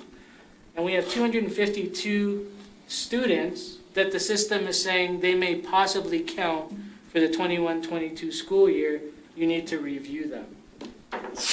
If you click on details below, you'll see this list, and it'll list out all of the kids that are included in that 629 count. If you click over here under children excluded, likewise it will show you the students that are being not counted for the 21-22 year that the system thinks may be counted. That is, they may be counted. Okay? What this list is actually is any student that has a qualifying arrival date within 4 years of the end of the term that you're looking for. So it's not looking at anything other than that, except that there's no enrollment period or no residency verification during the term period that you're looking at. So these students have a qualifying arrival date within the last 4 years, but they don't have an enrollment or a residency verification from September 1st, 2021 to August 31st, 2022. Which means, if you think about that for a second, logically, there may be students that should be excluded. Because you may have a student that ended, say, in May of 2021, but they didn't have an enrollment for September 1st, 2021 to August 31st, 2022. But the system is saying this may be possibly a student that should be counted. So it's up to you to go in and verify and look for whether that student should be excluded or not. And more often than not, what Renee and I have found as we've gone through this list is that there are students that should be counted that are not being counted. And that's why our number has increased. Just about a month ago, Max, I think it was something like 400 something, right? And then it ended up being 500 and something. And now that number has increased to 629. So we need to make sure that you guys go through these lists and verify whether these students should be counted or not. Yes? I don't know if this, if you're new to migrant ed, I mean, Jeff's using a lot of terminology that you may not know. Yeah. And this might be something that, if you don't, you're not sure what all this is, residency verification and qualified arrival aid and all this kind of stuff, it might be a good idea to do a virtual training coming up for anybody that wants it. Yep. So you can get an explanation of, because all this stuff has to do with how data is entered into the system, into MIS 2000, as well as M6, and you might not even know what M6 is and all that stuff, and that's, if not, I'll be embarrassed to, it's complicated. So I think, that might be something you consider, Yeah, just a absolutely. suggestion. Absolutely. And I've actually sat with several districts that are here to have that same discussion. But let's look at one. Penny, David, are you okay if I pull up one of your Well, kids? then I know where all of mine, Perfect. I know where they are. Perfect. Okay, so I'm gonna pull up. Every one of those kids on that list should not be on that list. They actually moved out of Beaver years ago, and when the rollover happened, They're still there. populated them back Yeah, in. and that's okay. But we just need to make sure that that's the case, right? I'll fix it. Yeah. A big Again. reason too that we were not able to help correct some of these is there are no comments being made in the comment box. If it just has a little comment and tells us where this child went, we'd be able to fix those for you. But we couldn't because we don't know if this child is still in your district. That comment box is huge. So let's look at one of these students as an example so you can see what the system shares with you and how that might be helpful. So Isabel here, which is our second student here, first student in Beaver District listed. Okay, the system is telling us there's a data logic issue. You see that here in red on the right-hand side. And again, as I mentioned, the system is saying there's no date that establishes residency. Remember, we're looking for the period between September 1st, 2021 and August 31st, 2022. If you look here, the enrollment date for the student was September 1st, 2020. Right? The enrollment type is fine. That's a regular school year enrollment. You have an end of school year withdrawal date for the 2021 year. Then the residency date, which is the date that they moved into the area, which could be the same as the qualifying arrival date or the enrollment date. It shows a 2019 date. And then this residency verification date, I need to explain to you, because there's some confusion about that as well. That date, the residency verification date, is the date that you put in between September 1st, 2021 and August 31st, 2022, that you verified that that student is still migrant. It's not the same as the residency date. It should be the most recent date that you have met with that student to verify that they actually meet the definition of migrant and are still local in your area. And that should happen on a yearly basis. Can you repeat that again? Sorry. Yes.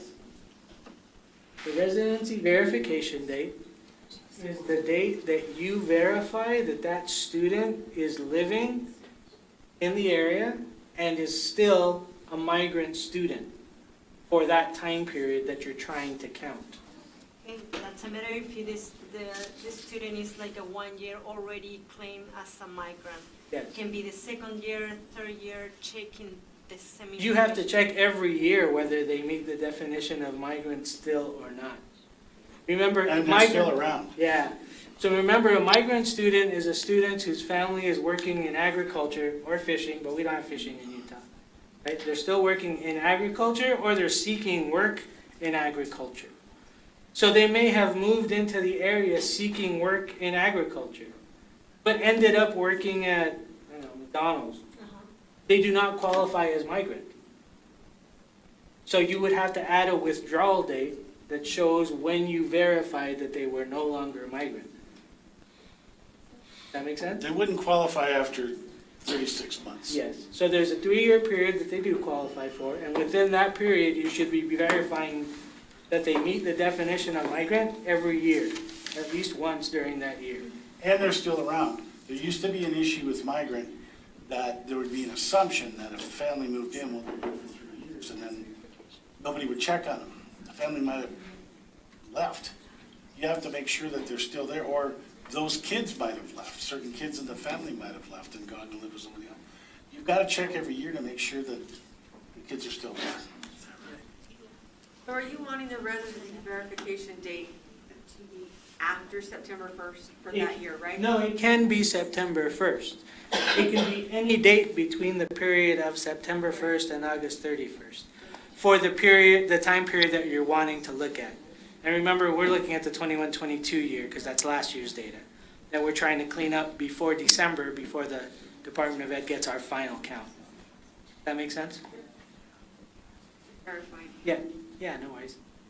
I know it's a lot to hear and a lot to talk about. But as I've gone out and I've met with some of you guys, that residency verification date has often been the same date as the residency date. And that cannot be, especially if they have a residency date in 2019, and then we're verifying in 2021, we're supposed to verify in 2021. But that's the reason why this particular student isn't counting. So Because the only there's no date exception- between that time that says they were actually here during that time period. So we were just talking about that, the residency verification date can be the same, residency date the first year. For the first year, yes, not Yes. after. Yes, you're absolutely right. Jeff, Yeah. but if the family, so the first year we verified that they did qualify under the migrant program because they moved here seeking to work in agriculture. Right. Now they got a job at McDonald's.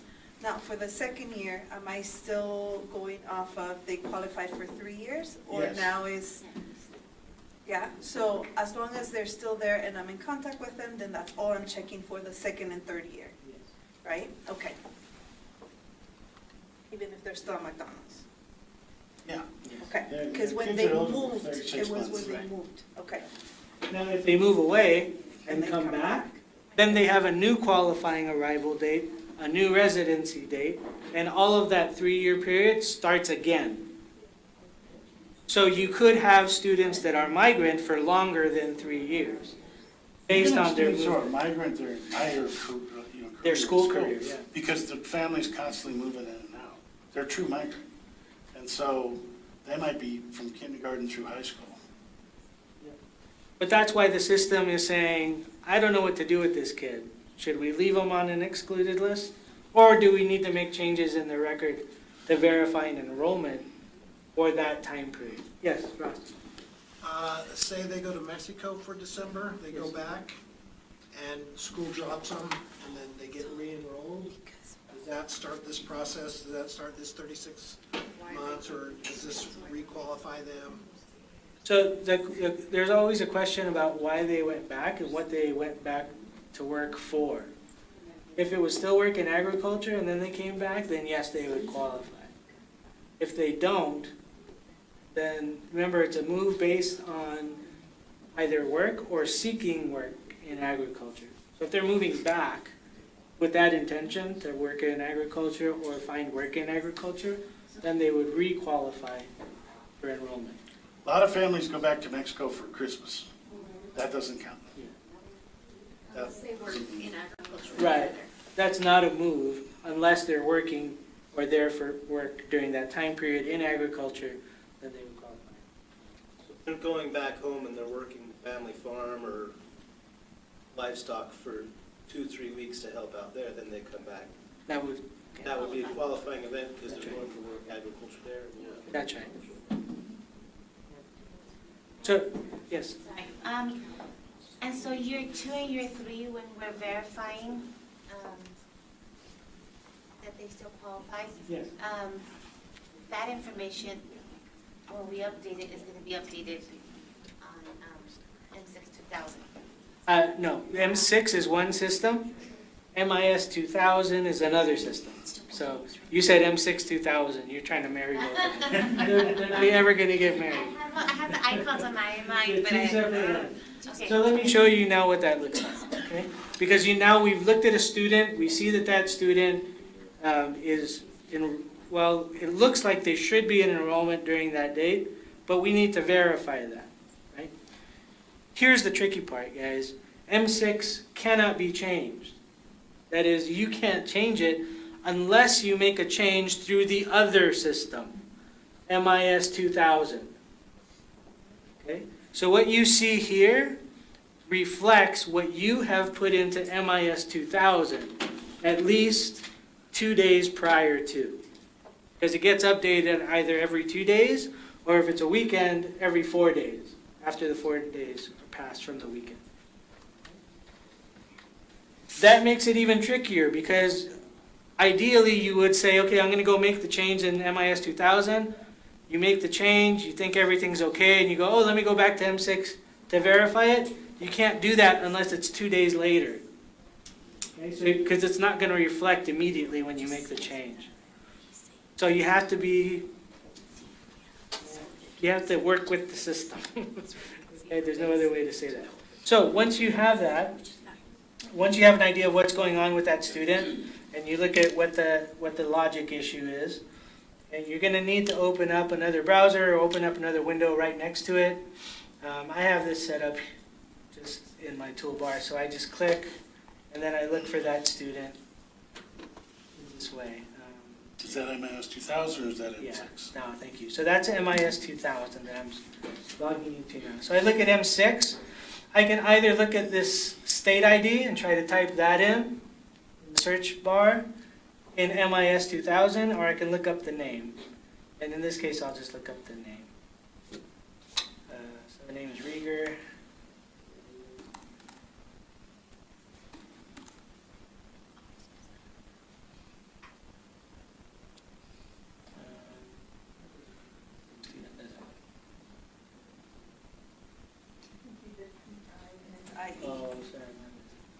This all happened for complicated reasons, but basically all your data gets entered into MIS 2000. And then when it was maps, we used to upload every day to M6. MIS 2000 apparently uploads every day. So you put all your data into MIS 2000, and then it all gets uploaded to M6, which M6 is the national system. MIS 2000 is the Utah system. And you have to set up intentionally, so it has to be that way. All your data gets entered in MIS 2000. And then they upload it to M6.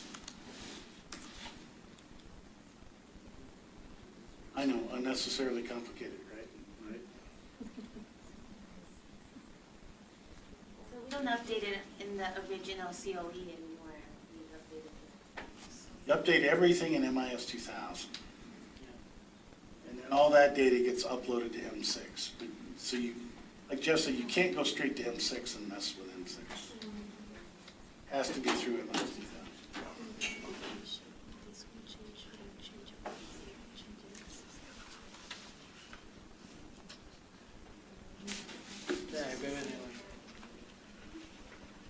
So you're online.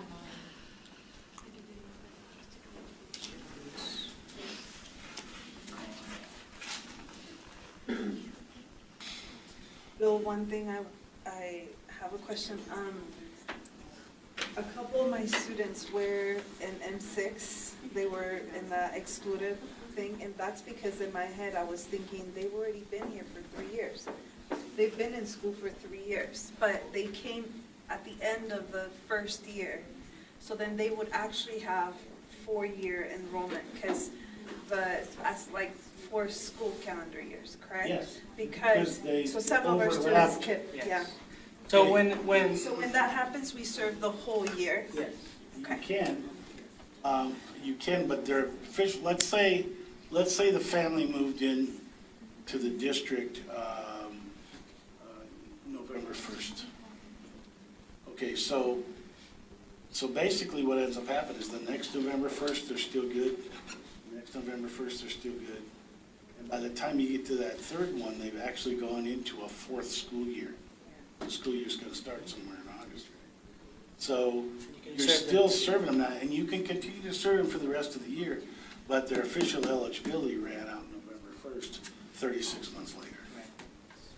So you mark it as continuation of services, so they know why. Yes. So, and there's something to add to that as well, Peggy. I'm glad you brought that up. So I just found that student I went into their record, I pulled up their enrollments, and I'm looking at their enrollment here. So there's one enrollment for 9/1/19 through 5/31/20. And then there's a second enrollment, which is the newest enrollment date that we show. That's the 2021 year. This is important, the enrollment type, because we only use 3 types here in the state of Utah. The one is your basic school program, that's your regular school year.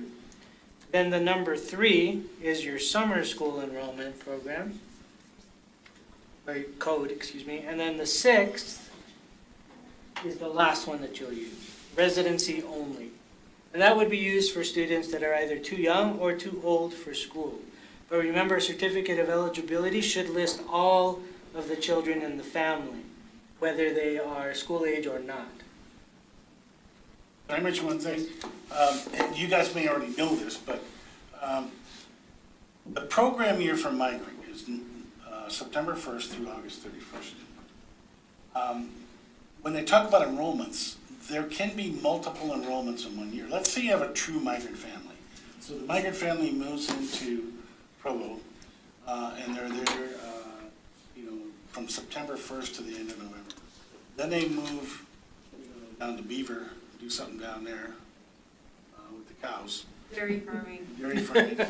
And so they're in Beaver from, over the winter, and then they come back to Provo in the spring. That's 2 enrollments. And then if they actually go to summer school, it's 3 enrollments. It's the same year. All for the same year. So you would have put all 3 in there. Also, something that got mentioned is there's a difference between what's called Category 1 and Category 2.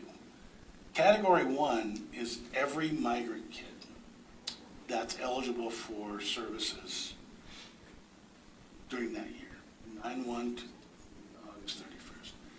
A Category 2 kid is a kid that also went to summer school.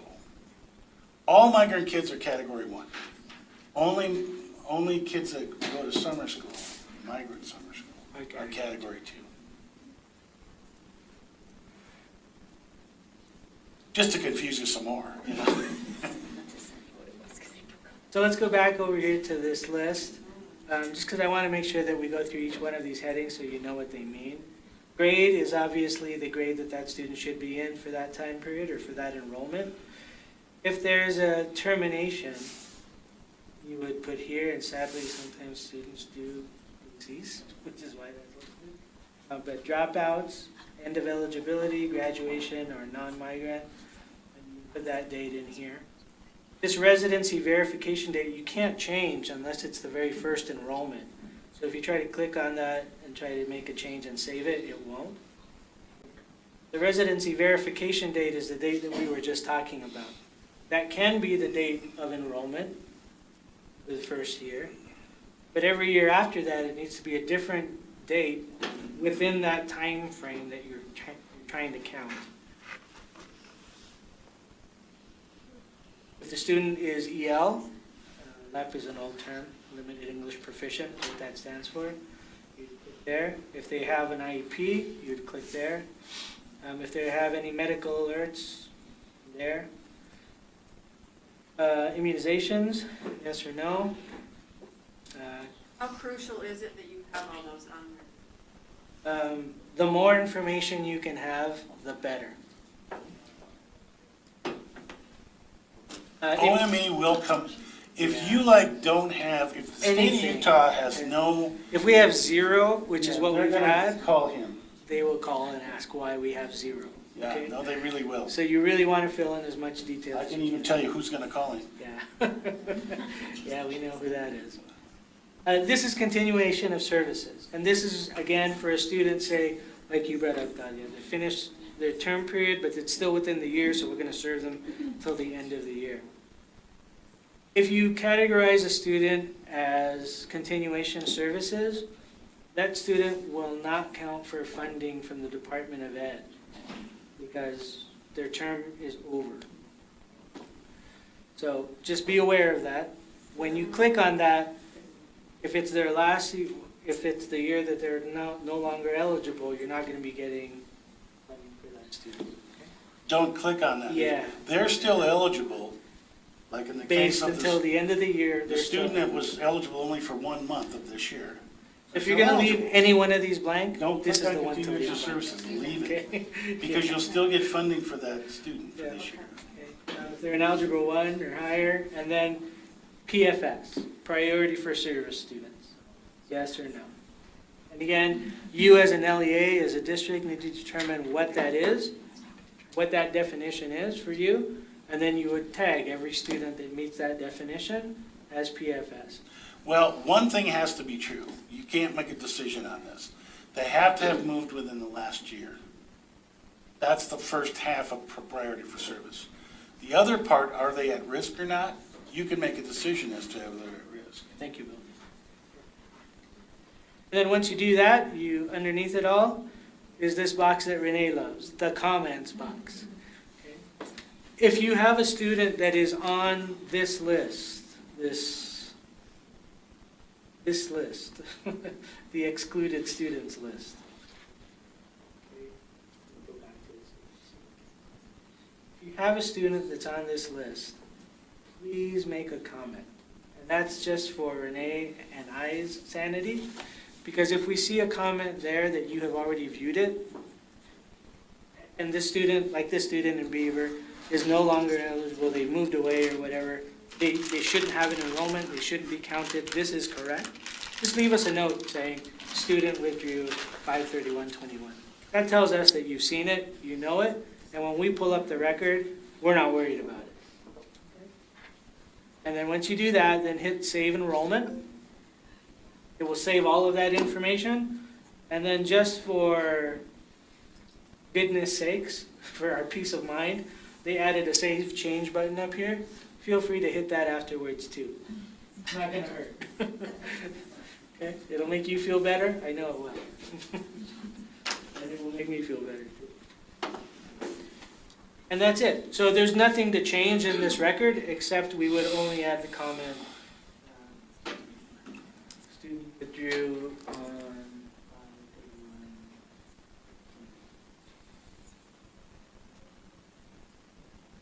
And that student will stay on that excluded list, but when we pull up that record, we see that you have seen it and that you're aware that that student wasn't enrolled during that time. Because what I can tell you that both Renee and I have found is that there are many students that were supposed to have an enrollment that for some reason didn't. And those are the kids we're worried about, because we want to count those kids if they need to be counted. So you'll need to go back and go through your records to look at whether the students that are being excluded really should be, or if you need to clean that up. I can tell you most districts in here have gone through that list already and have done a pretty good job of cleaning things up, but there are a few of you that I know that have not yet. So please make sure that you do that. And if you have any questions, or you want me to sit with you as you go through some, I'm happy to do that. Any questions about any of this?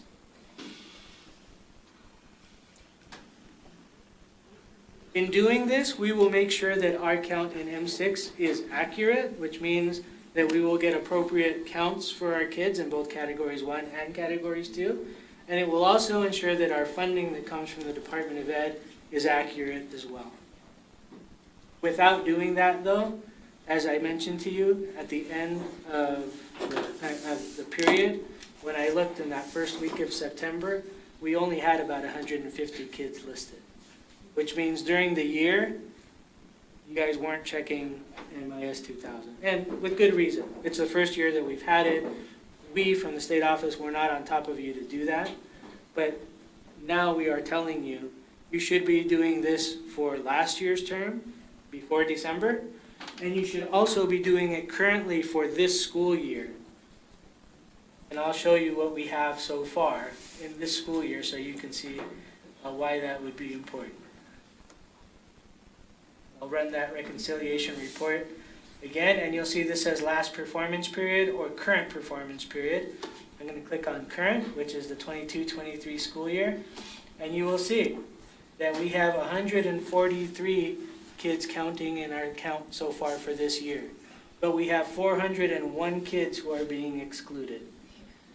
So that tells me that they're missing enrollments, quite a few of them. Well, and one thing to add is if they remain excluded, that means Utah's gonna get funding for 150 kids. That's right. Which means the programs are gonna be literally Obliterated. Yeah. obliterated. So it's important that these numbers are as accurate as possible throughout the year. Because again, before the Department of Ed would only look at it in December, now they're looking at it from the before summer. They were telling me, hey Jeff, how come you only have 100 kids listed? So you need to stay on top of it throughout the year. You should be, from now until December, you should be looking at last year's time period, the 21-22 year, and you should also be looking at this current year so that this number is accurate, or as accurate as it can be for you guys. Nobody mentioned any districts. Yeah. You're looking right at. Hey, I didn't look over at Nebo. I know. Okay. Are there any questions about that? Yes? Where our recruiter from last year isn't here anymore, Yes. Has there been any resolution with us being able to access the forms that need to be fixed that she filled out? Whoever is in charge at your district should have access already. But I don't. Okay, so what you need to do then is shoot me an email and say, hey Jeff, I'm this new person. I need to have access to M6 and MIS 2000 and we will get you squared away. I think we all have access. We just don't have access to edit her forms. Oh, I see what you're saying. You know what I So mean? they have ownership of them. Yes, they Oh, own the please send me then, the best thing to do would be to say, we are the new people in charge of these records, and whoever that was, list them and say they should be removed, and we should have ownership. I can't make that change on my own. I have to get in touch with MIS 2000. So I will just forward that email over to them, and they're really good about it. They'll take care of it in the same day that they get it, usually. Thank you. Yeah, no problem. So please feel free to email me. Any other questions? Jeff, we're still including babies even though they don't qualify. We still putting. That's right. All kids in a family should be listed on the certificate of eligibility. But if you remember when we looked at MIS 2000, I showed you the enrollment type. It's either a 1, which is regular school year enrollment, a 3, which is summer enrollment, or a 6, which is non-enrollment. Okay? So you would mark them as a 6.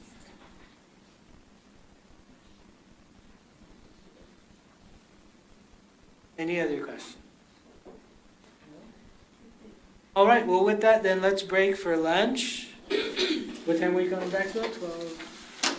1:45 would be ideal, and then we 1:45. can get out of here early, if that's okay with you. Unless you want to stay, you know. We'll try to keep you till 10 o'clock if we. Ladies and gentlemen, welcome back. We're glad to see that you decided to stick around. Thank you. For our next trick, discussing identification and recruitment. And this is a key component in migrant education, and it's one of the key differences to any other federal program. Because this program requires that you actually sign up families for the service. So think about your EL kids, think about your Title I kids, or think about your homeless kids. They don't have to sign up for anything. But for this program, they absolutely have to sign up for it. It's a volunteer program. And that is one of the huge differences between Migrant Ed and every other federal program. It's a requirement that families have to literally sign up for it. They don't just automatically qualify and then get the service. And that's a huge difference because you have to have a relationship with that family and continue to build that relationship. And we know through countless research that you guys make a huge and significant impact on those families just by knowing who those students are and checking in with them regularly. The more you can do that, the more students will learn, the more students will respond to the services that you're trying to give them, and the better off they will be in the long run. We're talking about a population of families that for the most part feel excluded from things and are very comfortable in being excluded. And you're coming in to their homes or their area, their work area, or whatever the case might be, and when you identify them and you invite them to participate in this program, it can be very scary for them on a whole host of levels, whether that's political or whether that's governmental or whether that's just anything. There are a whole host of reasons why some of our families are fearful of the system, and they see school districts as part of that system. So when you walk in to talk to them, wherever that may be cognizant of that and know that what you may offer as a very sincere way to get across to them could be a little scary for them. And it's important that we talk about not only just identifying them, but then also recruiting them into this program. So with that, I'll turn the time back over to Bill, and Bill will get us going. Thank you. Thank you. Okay, we're going to talk about IDNR right after lunch, which, so we decided to, rather than do the usual discussion of regulations and eligibility, we're going to do a group activity so people can wake. And then we're going to open it up for questions about IDNR, okay? I hate to, we're in a room full of different levels. Some people know this IDNR stuff in backwards and forwards. Other people don't know hardly anything about it. So, it's best to kind of do this in an open. I'm going to talk about, before we get in, I just want to mention one thing. I'm going to talk about re-interviewing after this. But a lot of people, Jeff mentioned, let's make clear why we do re-interviews and what the purpose is and what the difference between that and IDNR. It's not just that families volunteer to be in this program, they have to be eligible for this program. And so the purpose of, one of the purposes of a recruiter, and I think there are more than one purpose. Jeff agrees. Our migrant recruiter, some recruiters think that their job is simply to recruit the family. That's it. That's all it is. Go out there, get the family, sign them up. I have never believed that when it comes to migrant recruiters. What happens is you become that family's contact with the school. And so they're going to call you, and we need this, or we need that. Can you help us with this, or can you introduce us to that? So the migrant recruiter becomes an absolutely pivotal key role in this whole endeavor. So it's really, really key what you do as a recruiter. And so because there's legal issues involved in this, and let me explain why there's this re-interview. You get recruiters go out, they recruit the family, they get the family to sign the COE, the family has to be eligible, and you assume that they are, and Jeff approves it or doesn't approve the COE or comes back to you and says, can you check on this, or this might not, the family might not be eligible. All the eligibility rules. What happened almost 20 years ago was that there was kind of a, in states around the nation, not just Utah, but in states around the nation, there was this loosey-goosey approach to migrant eligibility. So families were getting signed up, may or may not have been eligible. Well, it hit the fan almost 20 years ago now, and the Office of Management and Budget came after several states. Oklahoma was one, Maine was another, Oregon was another. And a lot of times when, you don't live up to spending federal money properly, you get a slap on the hand. That didn't happen. They went after the states and made some of the states paid back millions of dollars, literally. So this became a real serious issue. So what the Fed said is, look, you not only, once you do identification and recruitment, we've got recruiters out there, who are recruiting these families. We want to make absolutely sure every year or every couple of years, we want to make absolutely sure that all these families actually are eligible. Because if we find any families that are not eligible, you'll be in defect. You'll find a defect rate, in which case the state's going to have to pay back money, or they'll take legal action. In all those states, the state migrant director got fired, and there was all kinds of issues. And so for quite a while, that's why they do the re-interview. The re-interview is basically to check and make sure that mistakes aren't made with recruitment. I've been doing this a long time, and I run into a couple instances where there was active fraud. I mean, where the recruiter was making up families because they wanted to keep their job. That's extremely rare. Most of the time, when there's a mistake in eligibility, is because the recruiter just didn't know. Because this eligibility piece gets very complicated. And so, they didn't know, they made a mistake, and so there's some kids, families that got counted as eligible and really weren't. Well, one of the reasons we do this, if you're smart, and that's what the feds say, we do this re-interview every year, is because if anybody's making a mistake anywhere, we can go to the district and say, get those kids off the rolls. Because every third year, we're supposed to do what's called a retrospective re-interview. I was getting confused as prospective and retrospective. I probably had it reversed. But that's the one that gets turned into the feds. And what you want to be able to turn into the feds is there were no ineligible kids in Utah anywhere.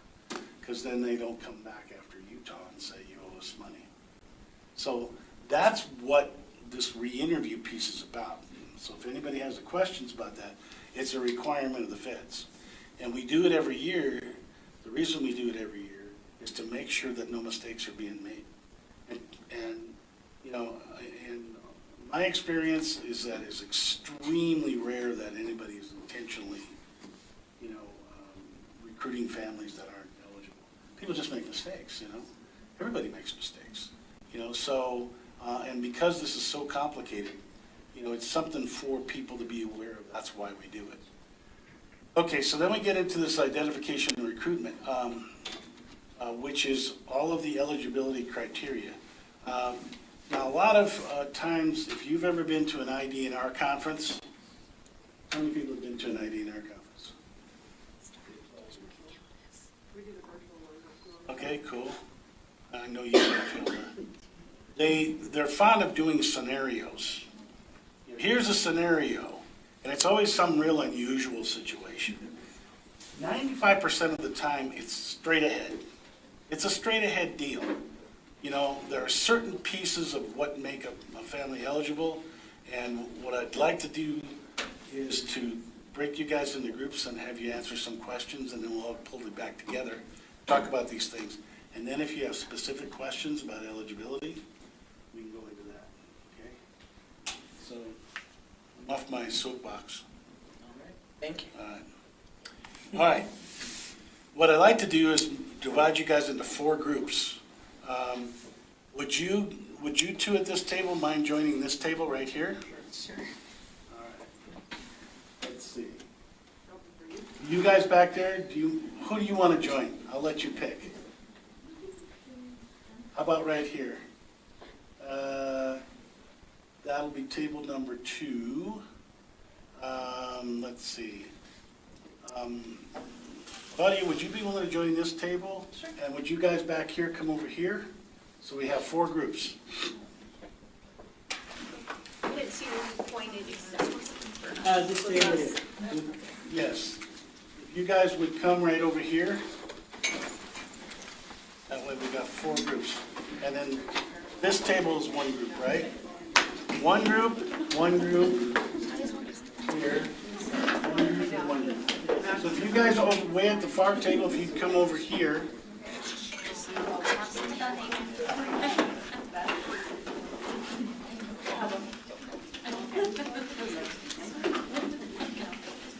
All right, some of these questions I'm going to ask you to answer are not your standard ID&R questions, because I want to open up some other aspects of this that we don't often talk about when you go to the ID&R conferences. So we'll say this is group one. So group one, your task is to talk about what strategies you use to find migrant families. That's something they don't often talk about at ID&R conferences. Sometimes they do. Most of it is about scenarios and what's the specifics.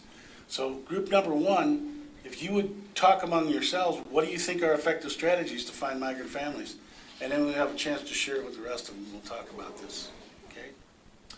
Group number two, this table right here, you got the standard question, what makes families eligible for migrant ed? What are the criteria?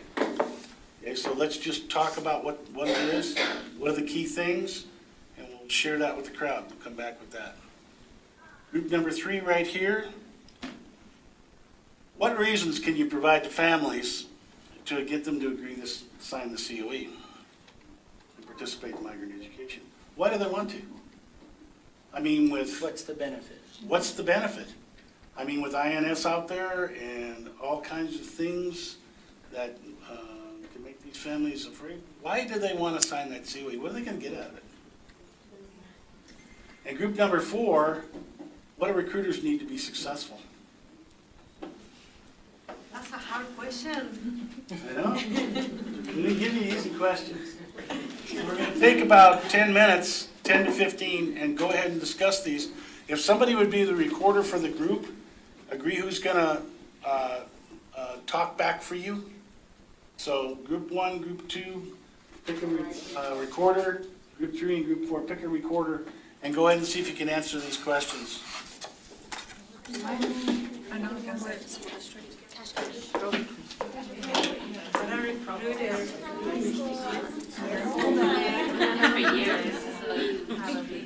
to the pro high school. It's very nice, by the way. Yeah. Very nice. I didn't want to go in. Westridge, Dixon, pro high. Got some slides that follow this that cover some of that. So are you a recruiter right now?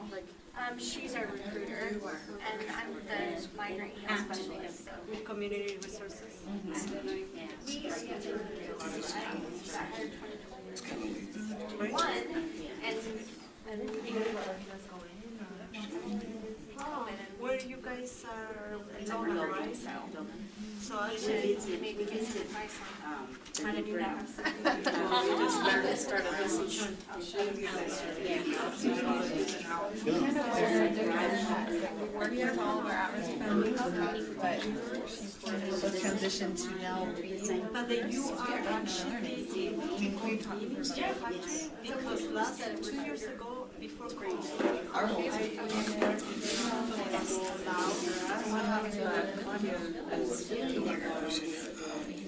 No, we don't.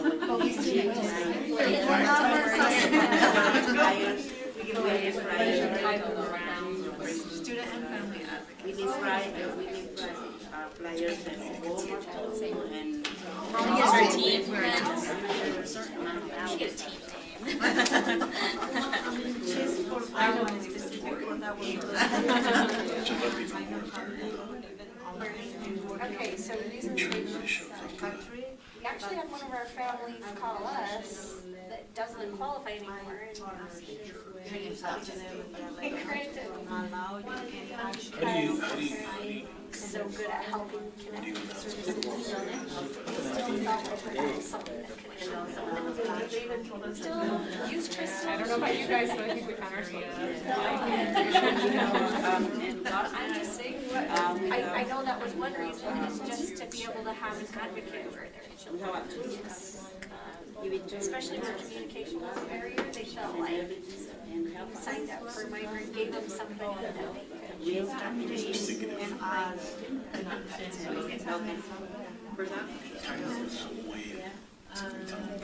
this is where we have our exit.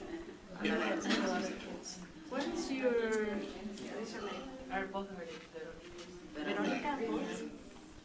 What is your last name? Maybe the global picture, like you. Can I have your kids continue on their off and not lose credit? Or do you buy?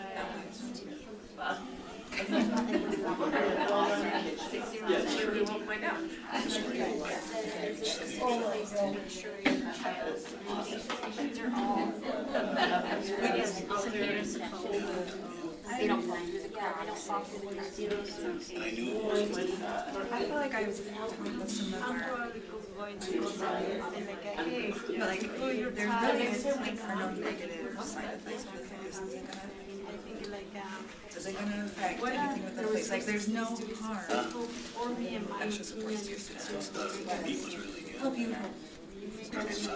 Yeah, reassurance. We ask that extra support to your migrants or And it's really, I'm migrant students. I receive that from also JPS, having family, in a hotel, I use how they yeah, I'm already working with the family or not, or whatever. But I go and I share out. those are like our talking points. Yeah, if they are homeless or migrant, And I ask him about our person. I think for migrants, I have a really good relationship with all I think she's the one I think that she actually was far being impressed in the school choice Skyway, so we had a little bit of so they're like, should we still wait for fees? And I like it. Then she told me, hey, why don't you show up for these meetings in big boy clothes and shirt? That's it. Yeah, because she worked in ESL. And so And she said to me, because I am in job for 9 years. So we work together. So actually, you generally you just pass on to Yes, more and I have all the people, and I Before this, we had an ad call, and the plan was, it gives you.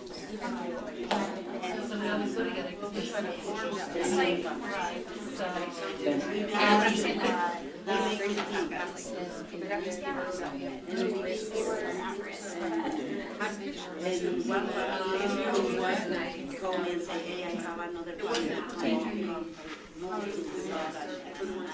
Here it is. What about the, what about that, you mentioned this is that new software. the migrant literacy. Yeah, it's great. I kind of jumped in and I was like, the math one, is it like ML? Migrant literacy, ML. That actually You have another one. but I have a lot of For migrant, we get control. And we put in it for everybody and for this. I need to give this.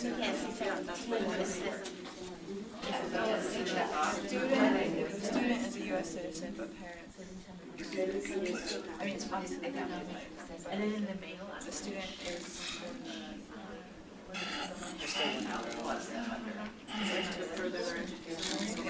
I told you, I mean, I was here. everybody has to check. We're fun, if they're fun. If they're. You know, you may be doing stuff, but if you don't tell me, everybody doesn't know. Yeah, we can show you this.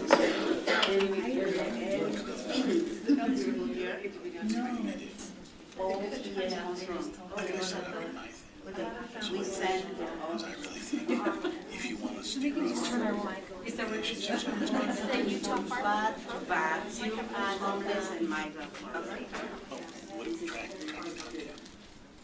But that working.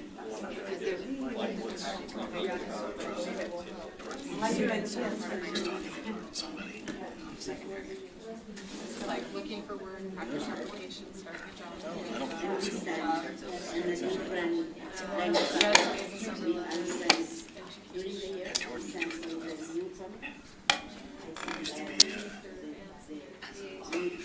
Oh, and then programs, master plan. Cosmos from But we have They got down to the, they had a couple migrants left that she would complain about how And they work in the field. easy and working in the field, working as gardener, and working as they only got 200 gardener. kids. You know, what the hell? That district's got 200 kids doing it.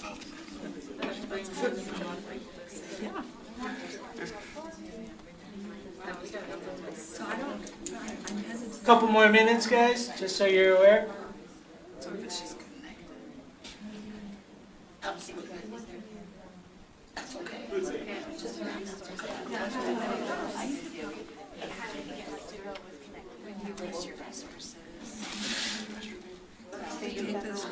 Use it, don't abuse it. You do? Sometimes you gotta.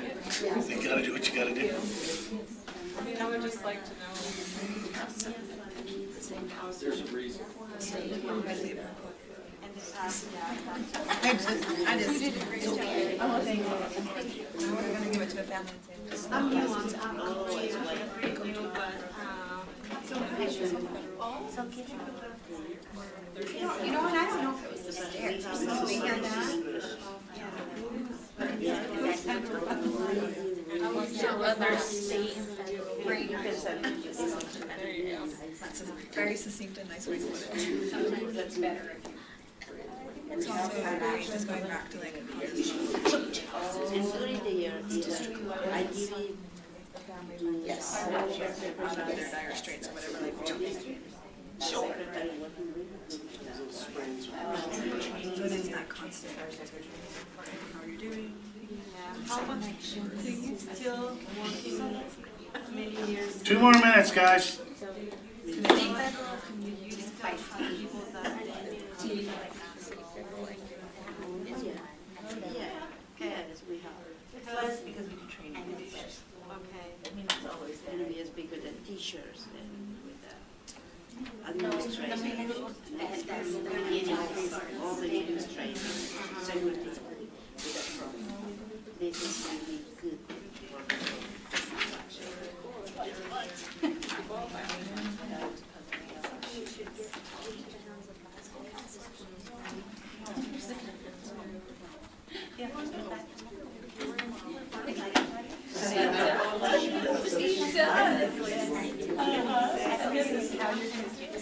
Crash Valley, that's like.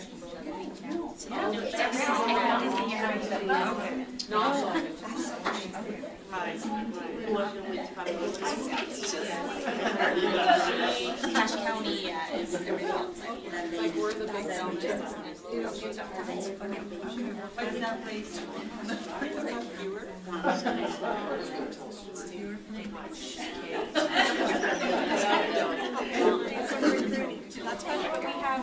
That's why we have doctors. But she's like, come over, and I was like, he wants his with the jobs. Alrighty, are we all set? Everybody got the answers? Okay, let's go with group number 1. What strategies work to find migrant families? Do I have to stand up to read this? On the table, yes. Max, no. However makes you comfortable, Penny. Can I go out the hall? All right. So we came up with several strategies that we've tried or just thought of. One of them is go to specific employers. For instance, in ag work, farmers, crops, animals, those kinds of employers. Go to the school and ask who the kids are new or if they're coming in from different states or countries. Churches, farmers markets, grocery stores. Word of mouth from existing families, that one's huge. Because the families can help become recruiters for you. Yep. Putting flyers at the grocery store, at door knocking. Health departments, leave a card and a flyer there. Head Start and preschools, a parent night or outreach, soccer matches was mentioned, which is really good. Any other sporting events, sometimes you can find families, they love soccer too, a lot of them. Radio station, school secretaries, registrars, counselors, have them ask questions. We also talked about a home language survey, which you have a really good one. A new student list from secretaries and then contact the families that way. Teacher conferences, registrations, forms, which is the same as home language survey. Homeless, Title I, Title III, food banks, Bishop's Storehouse, any other things like that will work.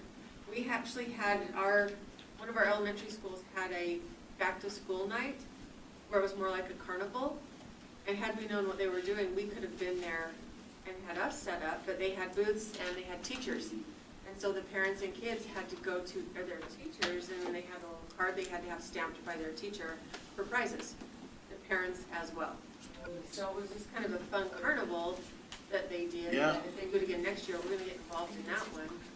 And then they just did an ice cream social thing as part of it. Once you got your card stamped, you got your ice cream.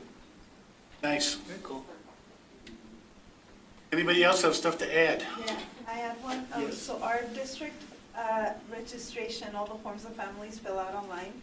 We added those 3 questions, those 3 migrant questions. Have you worked in agriculture in the last 3 years? Do you work currently in agriculture? And so when the families answer yes to those, we get a trigger saying, this family answered yes to these questions, and so we reach out to them. Yes, I think that's, there's actually a form you can get on the website, the Utah USBE. I have to think through that, website that asks those 3 questions, but that's a really good idea. It doesn't mean the family's migrant, but it's a way of identifying possible migrant families so the recruiters know where to go.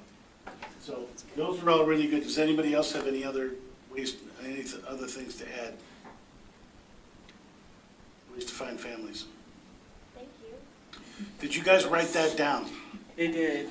So Penny, would you mind, when you're done, We'll handing collect to that if you Renee? We'll create a document, we'll get it to everybody. Yes. Then if you can't read what I wrote. We're just gonna scan the front and back of that.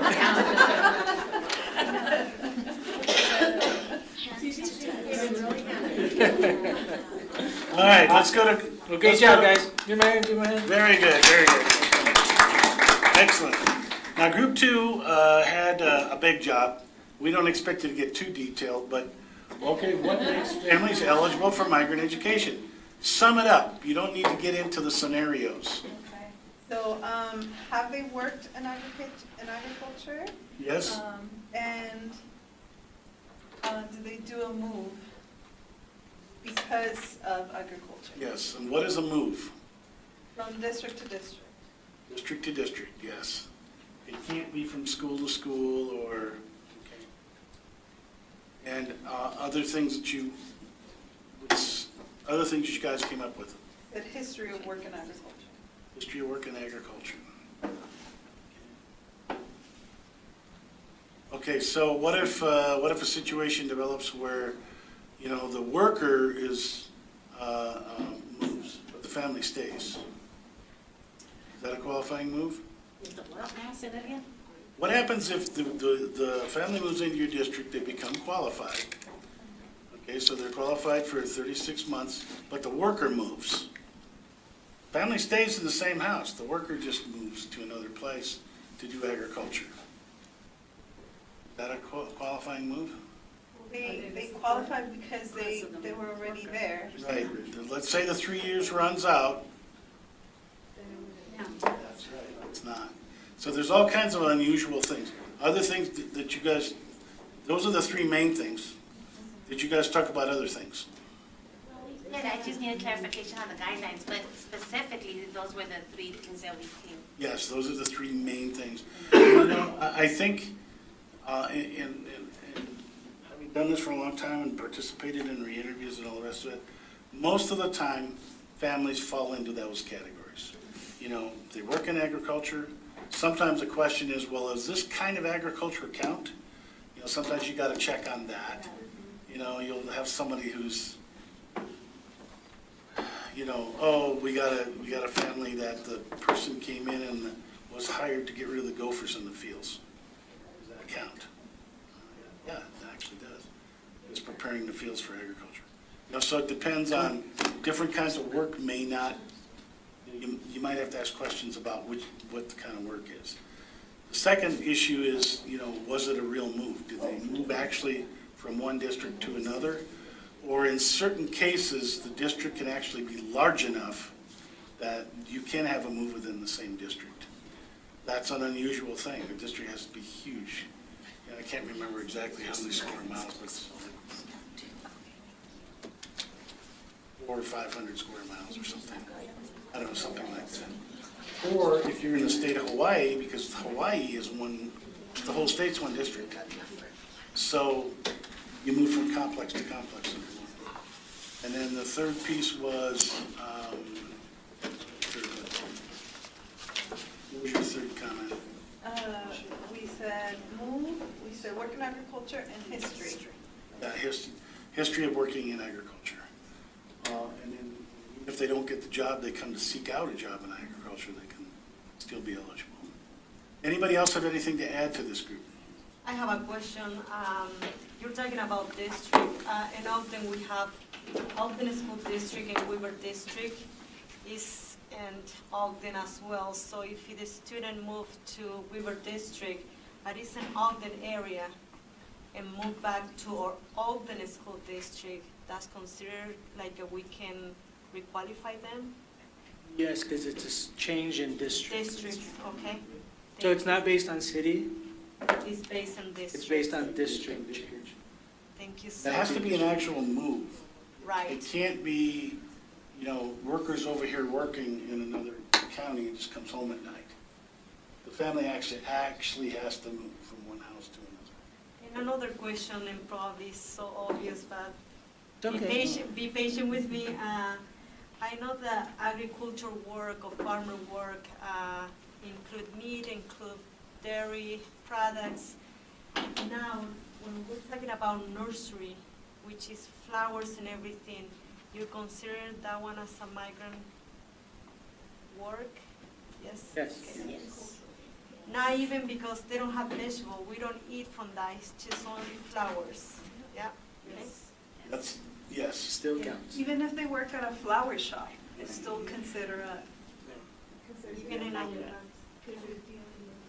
Yes. thank Yes. you. Just a Cache Valley question maybe, but we have a lot of dairy stuff going on, but I'm a little confused on the nuances of what kind of dairy work counts and what doesn't. Well, first of all, you have to kind of look at, you gotta get down to the difference between seasonal and temporary. Seasonal, it grows. Typically, that's what that means, it grows. And it grows seasonally, which means they bring people in who, for the season, and they're gonna pick the berries or top the beets or whatever they're gonna do. Temporary typically deals with things that move around, like livestock.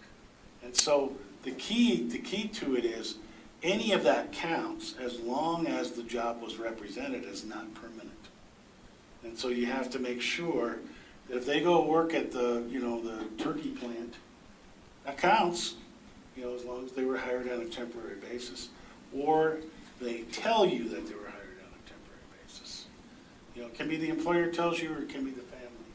You accept what the family tells you, but anything in life, pretty much most things in livestock are going to count.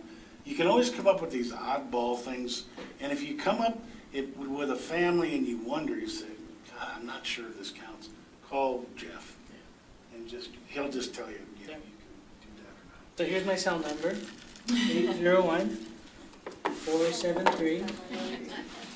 801-473-1029. And I know many of you have it already, but for those of you that don't, please feel free to text me, except you. I don't want to hear from you. He has a question. Actually, I was going to share a little-known fact about Utah. We brought the issue of harvesting brine shrimp to the Department of Education, and it was approved.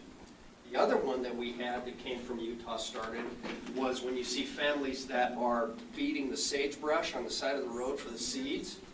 that also qualifies, but it started in Utah. So we did learn on a scenario too, if you hire someone or someone gets hired to pick rocks off of a field for planting, that's qualifying. Absolutely. They're preparing the soil, they're preparing. So don't just assume that a family's not eligible. Call and check. Yeah, and I really do mean it. Call me or text me. I'm happy to get back to you as soon as I hear from you. If it's the first time I'm hearing from you, though, just tell me who you are. You and then What about shift work at a cheese factory? That's another dairy, like we Yeah. have cheese and milk and. Any position there, or only Processing, the first. yeah, it's the first, The milk the coming. the hands-on first portion of that processing they're job. packaging would it, it's qualify. not? Right. And so that's it. You gotta, you come across things like that, just ask the questions. Yeah, the books that Renee just handed out have some good defining work as well. Yes. Just to make sure, because it got my attention, that if somebody works for the turkey place and has been hired for the whole, like, been hired, not temporary, just hired, if that qualifies? No. Okay, just to make sure. It has to be, and so what you want to look at is that true? Because they might get told, oh yeah, we're hiring you, but that's not the way it really works. If it really is temporary work, where you're not going to keep them. So on the certificate of eligibility, I think it's question number 6. It asks you who you spoke to in regards to what information, or in regards to their work, who told you about it. I think it's either themselves, or you can call an employer, right? And there's another one on there, what does it say? Yeah, or a document from the employer. There's really no need to contact the employer unless there's a question like this, where you're trying to figure out, is it short-term, is it long-term, that kind of thing. But for the most part, you can just take the family at their word. Yes. Adequate, this is what I've been doing. Just ask them if they have a contract. Do they feel like they're, have they been hired long-term, or they feel Yeah, like they it could is. be let go? It is adequate. That's what. You that's gotta what ask the I've been family, doing. what the situation is. What the situation is. Okay. And you have to go what they tell you. Or you can go with what they tell you, that's what you can do. So there's families that will say like, yeah, I'm doing the cherry, but it's gonna finish, right? Or winter's Yeah. gonna come, then I can come back next year and try and get Yeah. work here again. Yes. But my contract is for this year. When Yeah, snow that's comes, true migrant labor. Yeah, that's I real. can come year to year and continue to work at the same place. That's okay, where it feels Yes. permanent, Essentially, You because can I'm come back to the always same place over and over again. Essentially, It's, that but was it's, new. if you're picking cherries this year at, Ojeda Farms, they get done, family leaves, comes back next year, they get the job back at Ojeda Farms, that's another qualifying move. It's not, you don't have to be going to a different place all the time. And that happens a lot, because the families get familiar with Yeah, the That's farm. that's actually a The good farm point. knows them and wants to keep them, so they bring them back. Some families come back for years, generations. Okay, other comments? Because those are the main things that you're looking for. A lot of times, there are some very intricate pieces to identification of recruitment, but you guys hit on the top 3. Those are the ones that you need to be most aware of. Is the work agricultural? Did they move? Or is there a history of agriculture and labor? Those are the 3 main things you got to keep in mind. Make sure the family's eligible. Go ahead. One more thing then. So they didn't move. They've been working with Cherries or some other local something, and now 3 years have gone by. Their job is temporary because they only, like I said, seasonal. But now 3 years have gone by, now they don't qualify, right? Because they're still in the same. If they're what they call settled out. Okay. In other words, they came here with the cherries, they got another job somewhere, they're working at Walmart or whatever. Whatever it is. That's it, they're done. That's what I thought, but I wanted to make sure. And so, which, you know, a lot of people shoot for. Okay, really, really good. That was good. Good. Good job. Anybody else have anything to add to that? Oh, come on, table one. All right. Clap like you mean it. All right. Can I Drew? ask the last question? Yes. Sorry, I have it in my tongue and I can't hold it. What happens if the person just come, they have to be a company or can be like a private resident? I contract somebody, I have a gardener, and I want to hire that person to take care of my gardener. Can qualify as a migrant?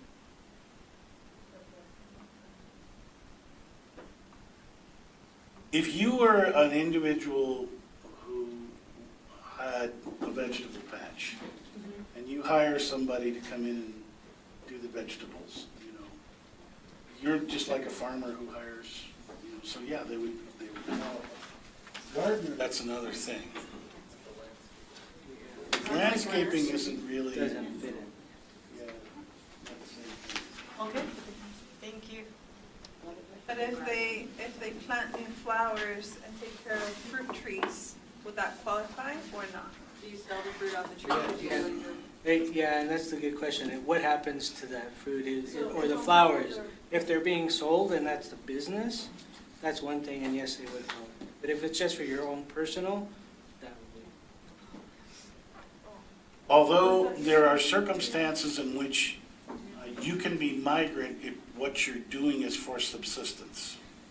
For instance, in Hawaii, there are families that live on fishing boats, and they follow the coast to do the fishing, and they eat the fish. You know, so that's subsistence. You can do agricultural work for subsistence, for living, and that counts. So, So that one would qualify. yes, that does qualify. So there's a lot of esoteric things, but most of the time it's going to be really, if you run into a question, call.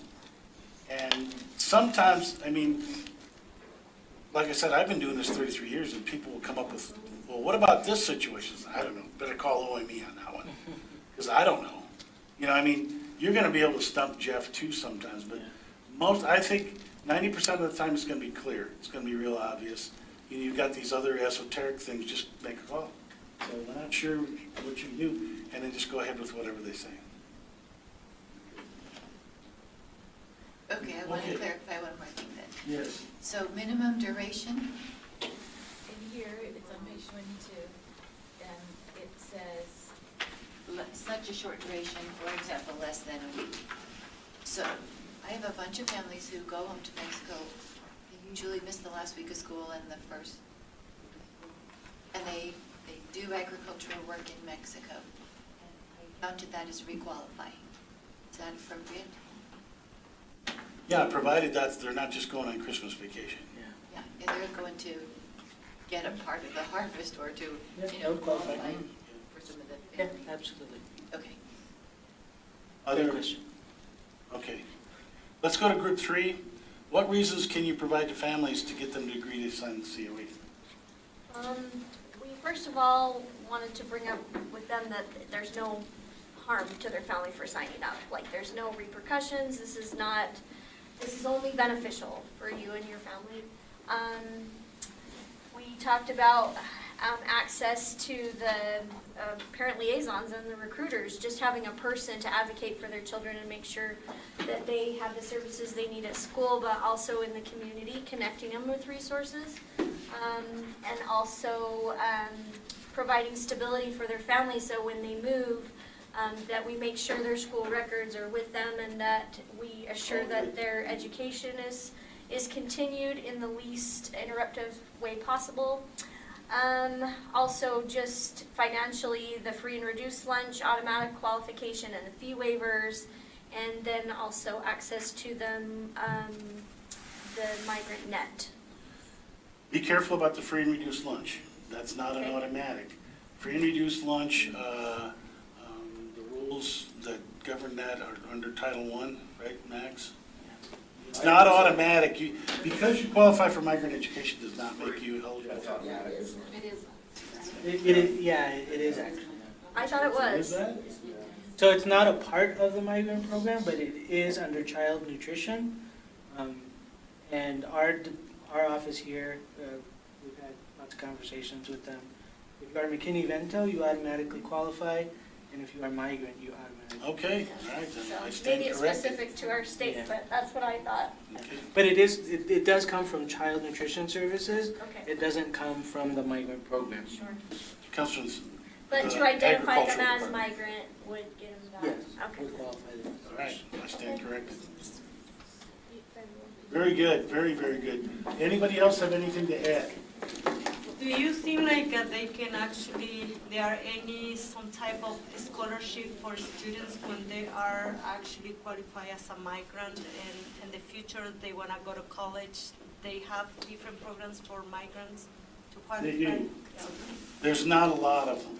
There's a few scholarships. There's the Al Wright Scholarship that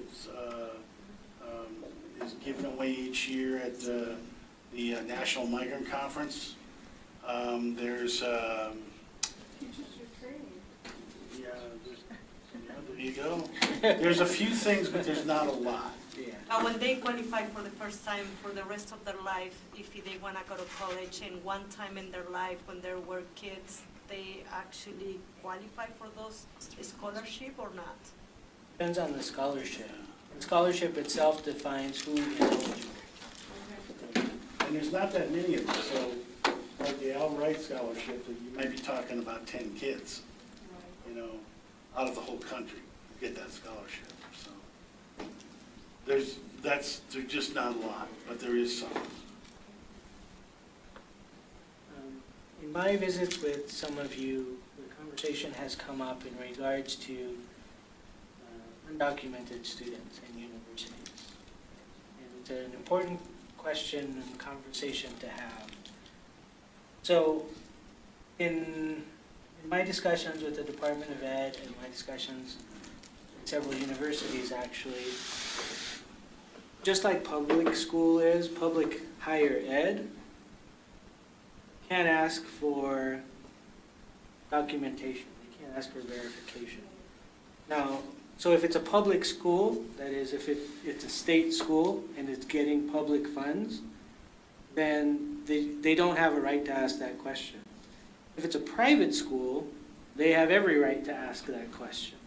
So that's the first thing you need to keep in mind. But what that means is you can have students that are undocumented attend universities. They're not exempt from that option. It is an option for them. However, what does become an issue is covering the cost of that. Because if they are undocumented, they would not qualify for anything on the FAFSA. And as most of you know, the FAFSA is what all of us filled out to be able to get money to go to school and go to higher ed. So the reason, though, that sometimes people feel that universities don't allow it is because there were many our universities here in the state that required, they would ask for a social security number that would then become the student ID, and people were fearful of that. They may not have one. Many of our universities have switched that system, and they no longer use the student social security number as the student ID for that very reason, because they're not allowed to ask whether someone is documented or not. But the issue of payment then comes in, because if you can't prove that you are a resident, then you're paying out of state tuition, which is higher. And if you can't prove that you've been in another state, then you're paying international tuition, which is like 3 times higher than what your regular tuition is. So it becomes more and more expensive, and that's the issue. It's not the issue of allowing a student to participate in higher ed, it's how do you cover the cost when that. Dave, do you have I would say that's the challenge we run into is we have, the majority of our migrant students are here on dependent visas for, we have 2 or 3 years, and they don't qualify for the assistance. Right, so then how do you pay for it, right? And with the cost of higher ed going up, as much as it has in recent years, it's like, what do you do? It becomes cost prohibitive, but it's not illegal for them to attend a higher ed. Let me ask the last group, group 4, what do recruiters need to be successful? These two ladies actually talk and they give me wonderful ideas, but they asked me to speak. Partner with community resources. They are like, they use all the community's resources and just have that contact for like, be successful in their job. And the relationship with families and make you successful. Yeah. As soon you make that relationship, the people can actually open and share whatever they need. And also, just probably ask for help for the things that they need. When you don't make that relationship, it will be just only, a tag conversation, but you don't know them very well. So they also talk about that they use everything in the school, the districts, the secretaries, everybody, trying to involve everybody to be successful. I mean, when you already have a migrant student in your school, you're not going to only to talk to the family and to the students. You're going to involve the counselor, the principal, the secretaries, the district, whatever you need to contact in order to help that student. Another way, you are not going to be successful. I agree. Absolutely. Yeah. Other things to add? Anybody?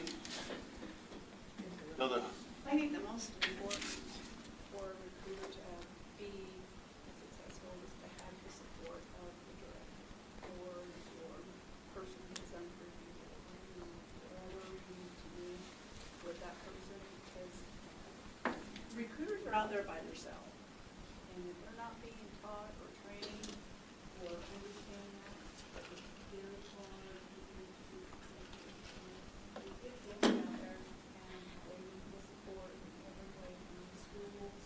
Learning out there in every school, principal, if they could just send out, just information saying our program this year, it's these people that will go to school, just to let them be aware that there is a migrant program and what the migrant program is all about.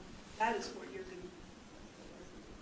I'm glad you said that, Hilda, thank you, because as you saw when we first started out in our meeting, Bill had all the statistics on language arts and math, right, for our kids. But for the majority of you, you're not the curriculum people. Right? You don't deal with teacher preparation, you don't deal with teacher training at your districts. You are the migrant people, right? But you can't make those language arts changes, those mathematics instructional changes on your own. So you need to have a way to really build relationships with the departments that you need to speak to that can help you enact the changes that you want to see. It's one thing to go out and recruit a family, right? But as Hilda's saying, there's a lot more to do with the student. You should be serving that child on their level, at their needs, from the moment you get them until the moment they leave. And so how do you do that? Well, you're going to need help from the instructional day. And how do you get involved with the instructional day if you're the migrant person or the migrant recruiter? You're not in the classroom all the time. You're not meeting with curriculum directors. You're not meeting with principals and staff to let them know, unless you build those relationships with the people you need to talk to help support what you are doing and what you're trying to do. So I encourage you, just as Hilda said, build those relationships and use those relationships to help students and make people aware that you have migrant students that are in your care, that you're looking out for, and it's in everybody's best interest to support them academically. And I think Hilda makes a really good point. The director, whoever the local program director is the key to making this whole thing work, because your director has to support you. As a recruiter, you don't have any authority. You can't go to a principal and say, this is what we're doing. But your director can help you develop those relationships and explain what you're doing and what the purpose of this is, and why you're trying to go,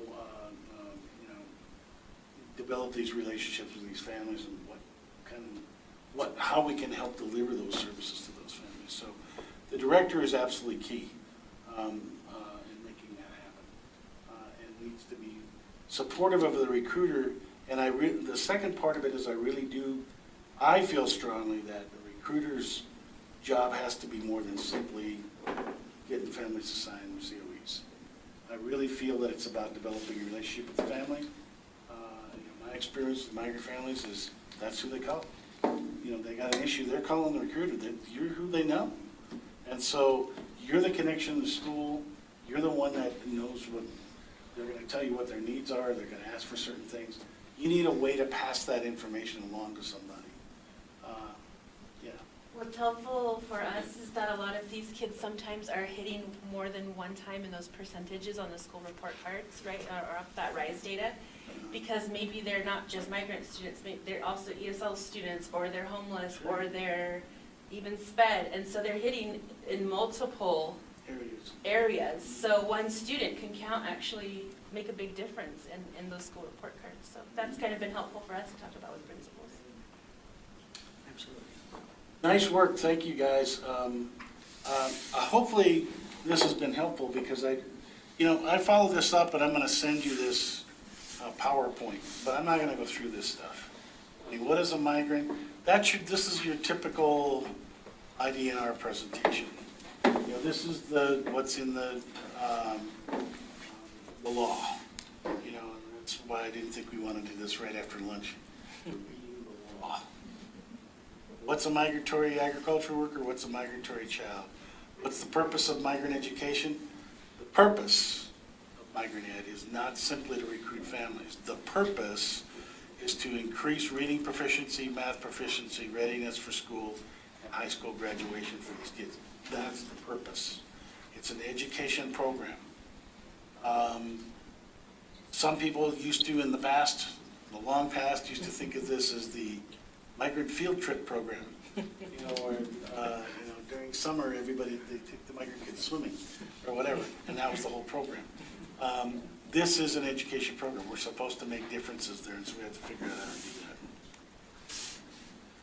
What's a qualifying move? Well, we talked about this, from one residence to another residence, and so you have to move from one house to another house, or apartment, or whatever it happens to be, and from one school district to another school district. And in Utah, that's going to be pretty much the extent of it. Because I don't think any districts are big enough where you can, it says 15,000 square miles. If a district is over 15,000 square miles big, and the family actually moves 20 miles within that district from one school to another, that counts as a move. I don't think there's any districts big enough in Utah to fit that. Some states there are. In the case of a state that's comprised of a single school district, well, that would be Hawaii. Hawaii is the one, and I think Alaska might be too, but I'm not sure about Alaska. Okay, who's eligible? Ages birth through age 21. Now, you don't get funding for kids ages 0 to 2. Keep that in mind. But they need to be listed on the COE.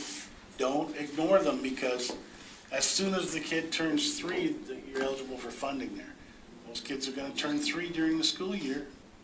And so that's one of the things they'll get after Jeff about. Well, we saw that you had these kids ages 0 to 2. When did they turn 3? Why aren't they listed as eligible? So keep that in mind. As a kid turns 3, they become eligible. Okay? So don't forget that. And so when you're entering your data into MIS 2000, keep that in mind. Once they either graduate from high school or turn 22 years old, they're out. Okay, the children who moved with a migratory agricultural worker or fisher, or they came later to join the family, or they were there first and then the family joined. Okay. The worker joined. They're eligible for 36 months from each QAD, or qualifying arrival date, okay? So if the family keeps moving over and over again, that child can stay eligible for migrant ed their entire school career. So it's not just 36 months as long as there's another move.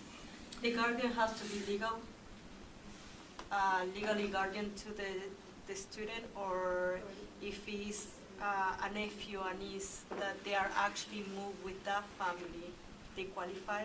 Yeah, as long as they move with the family, the guardian doesn't have to necessarily, it's whoever they say the guardian is. You know, you're not getting into a question of legality that I'm aware of. You know, it can be the parent, it can be, grandparent, that's common, could be, whoever they moved with, whoever the, is the worker, they're part of a working family, migrant family, and it doesn't matter whether it's an actual parent or not. This is the parent survey that you can get online, I believe, from Utah. It basically asks those three questions. What have you been involved in agricultural work? Did you move from one place to another?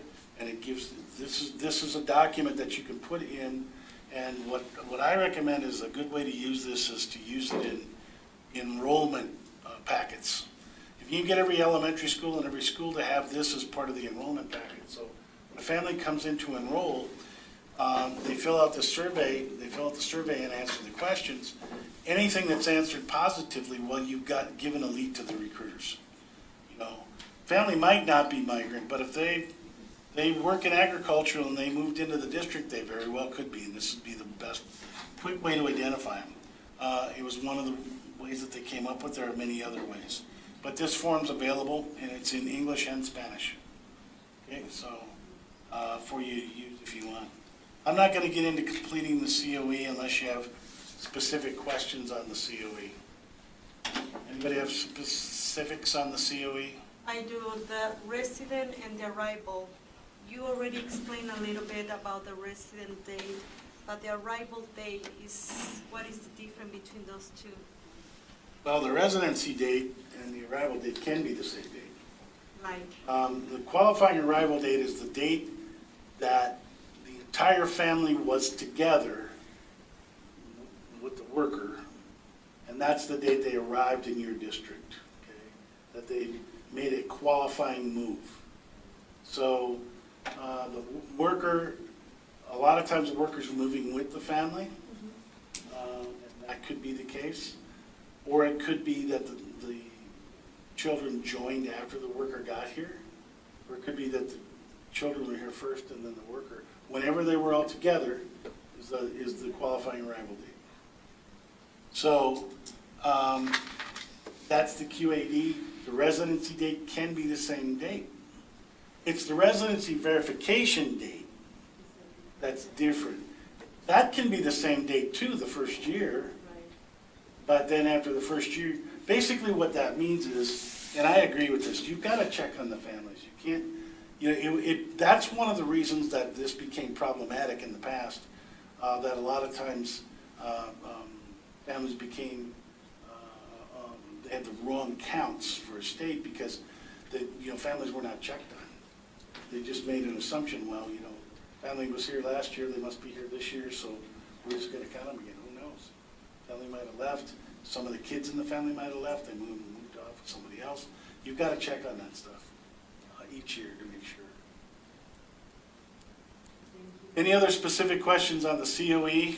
There's a few mysterious pieces on the COE I always like to make sure people know. On the COE there is a column called MB. That means multiple birth. Well, probably most of you know that. So that would be for in a case that there's twins or triplets or whatever. Then there's the CD verification code. This is how did you verify the birth date, okay? And there's a lot of different ways. Most of the time, it's going to be the parent's affidavit, or the parent basically says so. It could be other things, but they want to know. The birth date's critical because that's how you're eligible or not. That's how you're within those age limits. So we've got to know the birth date. I don't know that I need to get into other questions on the COE What unless does you. CD stand for? I can't ever remember. Certified document? That must be it. Yeah, it is. Actually, and right here in the book, it says like a certified document. I read it. I can't remember. Another question. On the guardian, when I do the re-interviews, make sure that if it's the stepdad or the boyfriend or whatever, don't put him on there if he's the worker. Because, and then put guardian, circle it. Don't, because a lot of times they'll put the dad's name on there, and I'll talk to him, and I'll call him by that name, and he says, I'm not him. So whoever the worker is where you put the guardian, correct? Yes. Right? So it's just good to know on the guardian, make sure whoever the worker is who you put, not, and put guardian, or if he's the dad, whatever. If he's not in the picture, she doesn't want anybody on there, but she's the worker, that's fine too, right? But if you have both of them that qualify as workers, you put. I would put both of them. I would put one of these, one of them, just never know. It's just Put it in good your to- comment section, Yeah. what, Just the put both their comment names. The guardian is just a guardian. Keep in mind that this is one packet, this is one piece of data that you're collecting. This is the identification and recruitment piece. That's what's on the COE. You've got other data to collect. Now, we're not going to talk about a lot of that today. Jeff brought some of that up that has to do with the different enrollments and what kind of services the kids got, whether they got immunizations or not. There's additional data that you need to add. All of this used to be entered into MAPS, and I assume that the COE is also entered into MIS 2000. That's correct? So you need to make sure you sign the COE as a recruiter. You need to make sure the family signs it. And at minimum, Jeff signs it. So those are the 3 signatures that you need. I think there's also a place in there for the local migrant director to sign, and that may be this structure you have. I don't know. It could be that the local migrant director wants to make sure that they sign the COE. But you don't have to sign these. No, it ends up coming to me when you complete it in MIS 2000. And then I see both of the signatures that you have, and then there's one more that is for me or Okay, I'm not going to talk about completing the rest of it. We've kind of covered a lot of this, okay, already. I have a request. Yes. Is there a way that we can make the SSID box a little bigger? Well, you can't ask me anymore. We used to be maps. Right here. Yeah, it's pretty small. That comes from the Department of Ed, so I can let them know that it would be great. Big enough to fit the number, huh? Well, that's another thing. See, there's all these little strange things, and I know that some of you probably beef about, you're not happy because they're asking you to get SSID numbers for preschool kids. That's not the state that's doing that, that's the feds. The feds need they need some kind of an ID number for every kid that's listed on a COE, even if the kid's 1 year old. So that's why there's that SSID number thing. And I don't know, different states do it differently, but I think you can get an SSID number assigned even to a kid who's younger than school age in Utah, is that correct? Yes. Yep. Yes, you just request it.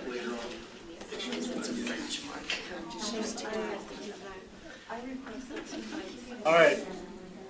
I'm just going to ask if there's any general identification and recruitment questions before we move on. Was this helpful? Yes. Kind of gives you a bigger picture of what this is rather than just going through all the regulations. All right.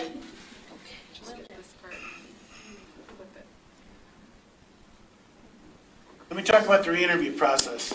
I'm not gonna spend a lot of time on it. Other than this year, I kind of explained why re-interviews earlier. And I think it's important to realize that this is a requirement of the feds. So, yes, we expect and believe that recruiters in Utah are gonna do a really good job of recruiting families. And they're gonna be accurate. But this is the way that the feds check it. And this is what also saves a lot of headaches. Look, I do re-interviews in a lot of states. And what we have found is if you do this every year, you have 0 defect rate. We never find anybody that's not eligible. That's what you want. You don't want to go into states where you find big defect rates. We've gone into states and, I won't even mention which ones, but we found a 52% defect rate in one state where over half of the kids were not eligible. They came down on that state, they had to pay $4 million back. And it was a mess. They've come down on other states where it wasn't fair. One of the states was Oregon. They said that 30% of your kids are not eligible. They hired us to come in and we looked at it and it turned out to be only 12%, which is not eligible. That's still a lot. So they had to pay back some money, but they didn't have to pay back the kind of money we're talking about. So the reason that we're doing this is it's a way of making sure nobody's ineligible in Utah. You don't want to find anybody ineligible ever. And so that's the important piece. So 2 out of every 3 years, we're doing it just to check and make sure everything's copacetic and everything's good. We find any errors, which when we first started doing this, there were a couple of districts in Utah where there was mistakes being made, not intentional mistakes, but we were able to correct them so that we talked to the recruiters, say, well, you're making this mistake, you're assuming this, and that's not the case. So let's fix that, get the kids off the rolls. Then when we come to year 3, where that report has to turn into the feds, everything's clean. And so that's why we do this. Aren't you the guy that does the re-interview in Hawaii? Yes. I just really like to thank you for that big sacrifice that you made. Can I go do that? And I don't know why, but we're forced to go there, and yes, we do the re-interview for Hawaii, which is just about as much fun as you think it is. Then I want to go do that one. It really is different. It's really different. You don't have many Spanish speakers. A lot of people speak Marshallese. And families are great. The families in Hawaii are great. They follow the coffee and the macadamia nuts, and they do subsistence fishing. And so you kind of have to track people down out on the lava. It's really a different, totally different thing than re-interviewing in Utah. Well, thank you for your sacrifice. All right. Hilda, who is our re-interviewer par excellence here in Utah, and does an excellent job and really knows what she's doing, has been helping us with the re-interviews for a number of years now. So what we try and do is, there's a couple different ways to do a re-interview. One way is to do a random sample where you just take a random sample of, there's 600 and some kids in Utah, take a random sample of X number, and we'll just run that re-interview. We do a stratified random sample because what we want is we want to re-interview families from every single district. That way, if there's any issues, we find them, so that, if that makes sense. So we're looking at interviewing families of 6 to 10 migrant students per Utah MEP program. Now, some of you might be really small, and so you only get 4 or 5 kids or whatever. Some of you are a lot bigger, so we're going to go after more kids there. What we do is we'll take all those districts and we're going to randomly select families from that, okay? So we'll randomly select those families, and then we will get copies of the COEs from the state. And then Hilda will call you and say, I want to come into the district and interview the families, okay? We do need help from the local recruiters, and there's a good reason for that, particularly now when a lot of the families are nervous about contact. Having somebody cold call them from outside that they don't know creates all kinds of issues. So we do need the help of local recruiters to help set up those appointments. Because so that way, the recruiter can basically call the family and say, look, it's okay. You can talk to her, she's not gonna cause any issues for you or whatever. So that's the reason we do it this way. Otherwise, you run into all kinds of problems, and then you got issues developing all over the place. So Hilda will want to work with the local recruiter folks to help set up appointments with the families, you know. And I don't know, do the recruiters sometimes go with you to the interviews? Or sometimes the families might come into the school. It's however it's convenient.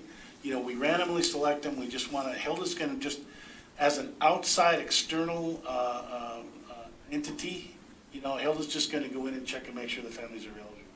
So far, we've been, you know, the last number of years, we've been at 0 defect rate. So everybody's been eligible. So it's not a try to catch you messing up kind of deal. We just hope, and if somebody is, we say, well, listen, you got to know this, don't do that, you know, so. Yeah, I have a question. Yes. Just for clarification, how do, or just because I'm in this position, I'm curious to hear how other districts handle the interviewing process. And I heard you say sometimes the recruiter goes with Hilda. Is it something that Hilda ought to be doing alone, or it's just helpful to have the recruiters? What do you, So how does it work? let me begin that conversation by saying the re-interview process comes because the state is required to do a third-party evaluation. That is Bill and his company, Alta.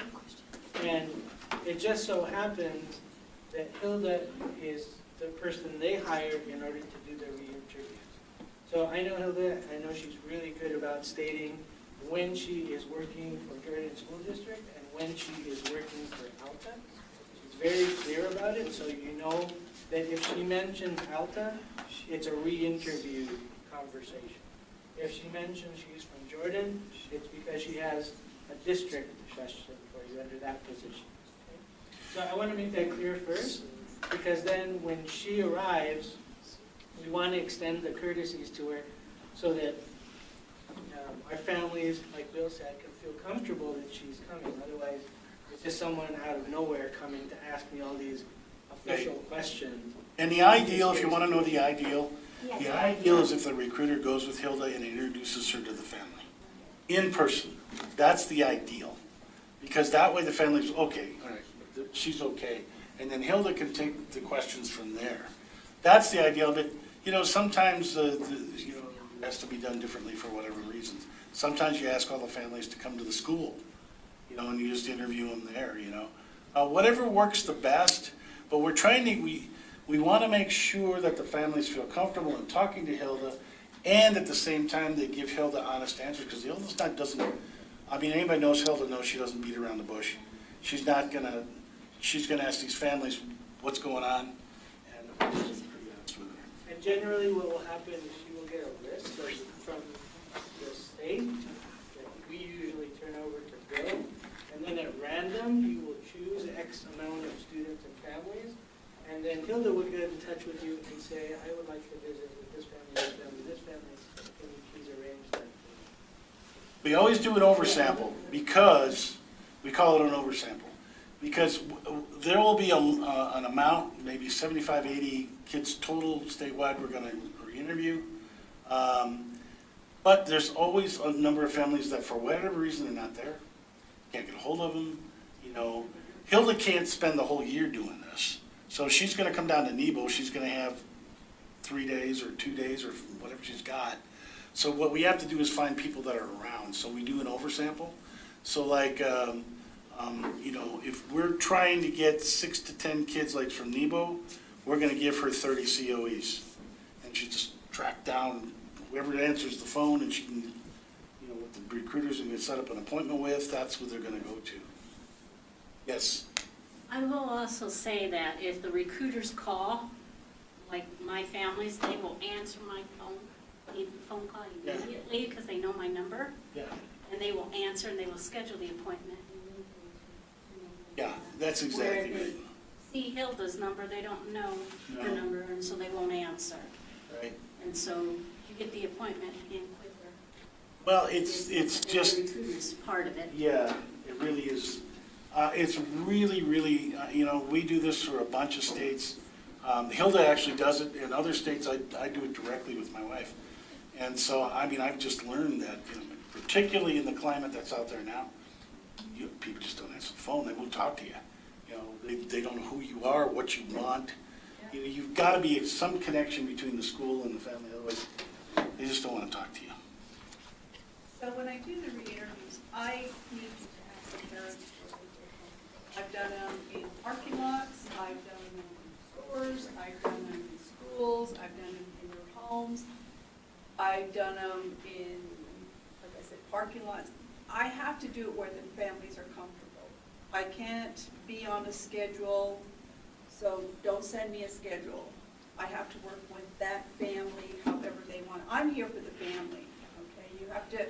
I have to work around them because their hours are different. When I go down to Penny's, they don't get home till, we don't start till like late. 5 at night, 6 Yeah, so I don't get out of there till after 10 and I'll call night with some of the families.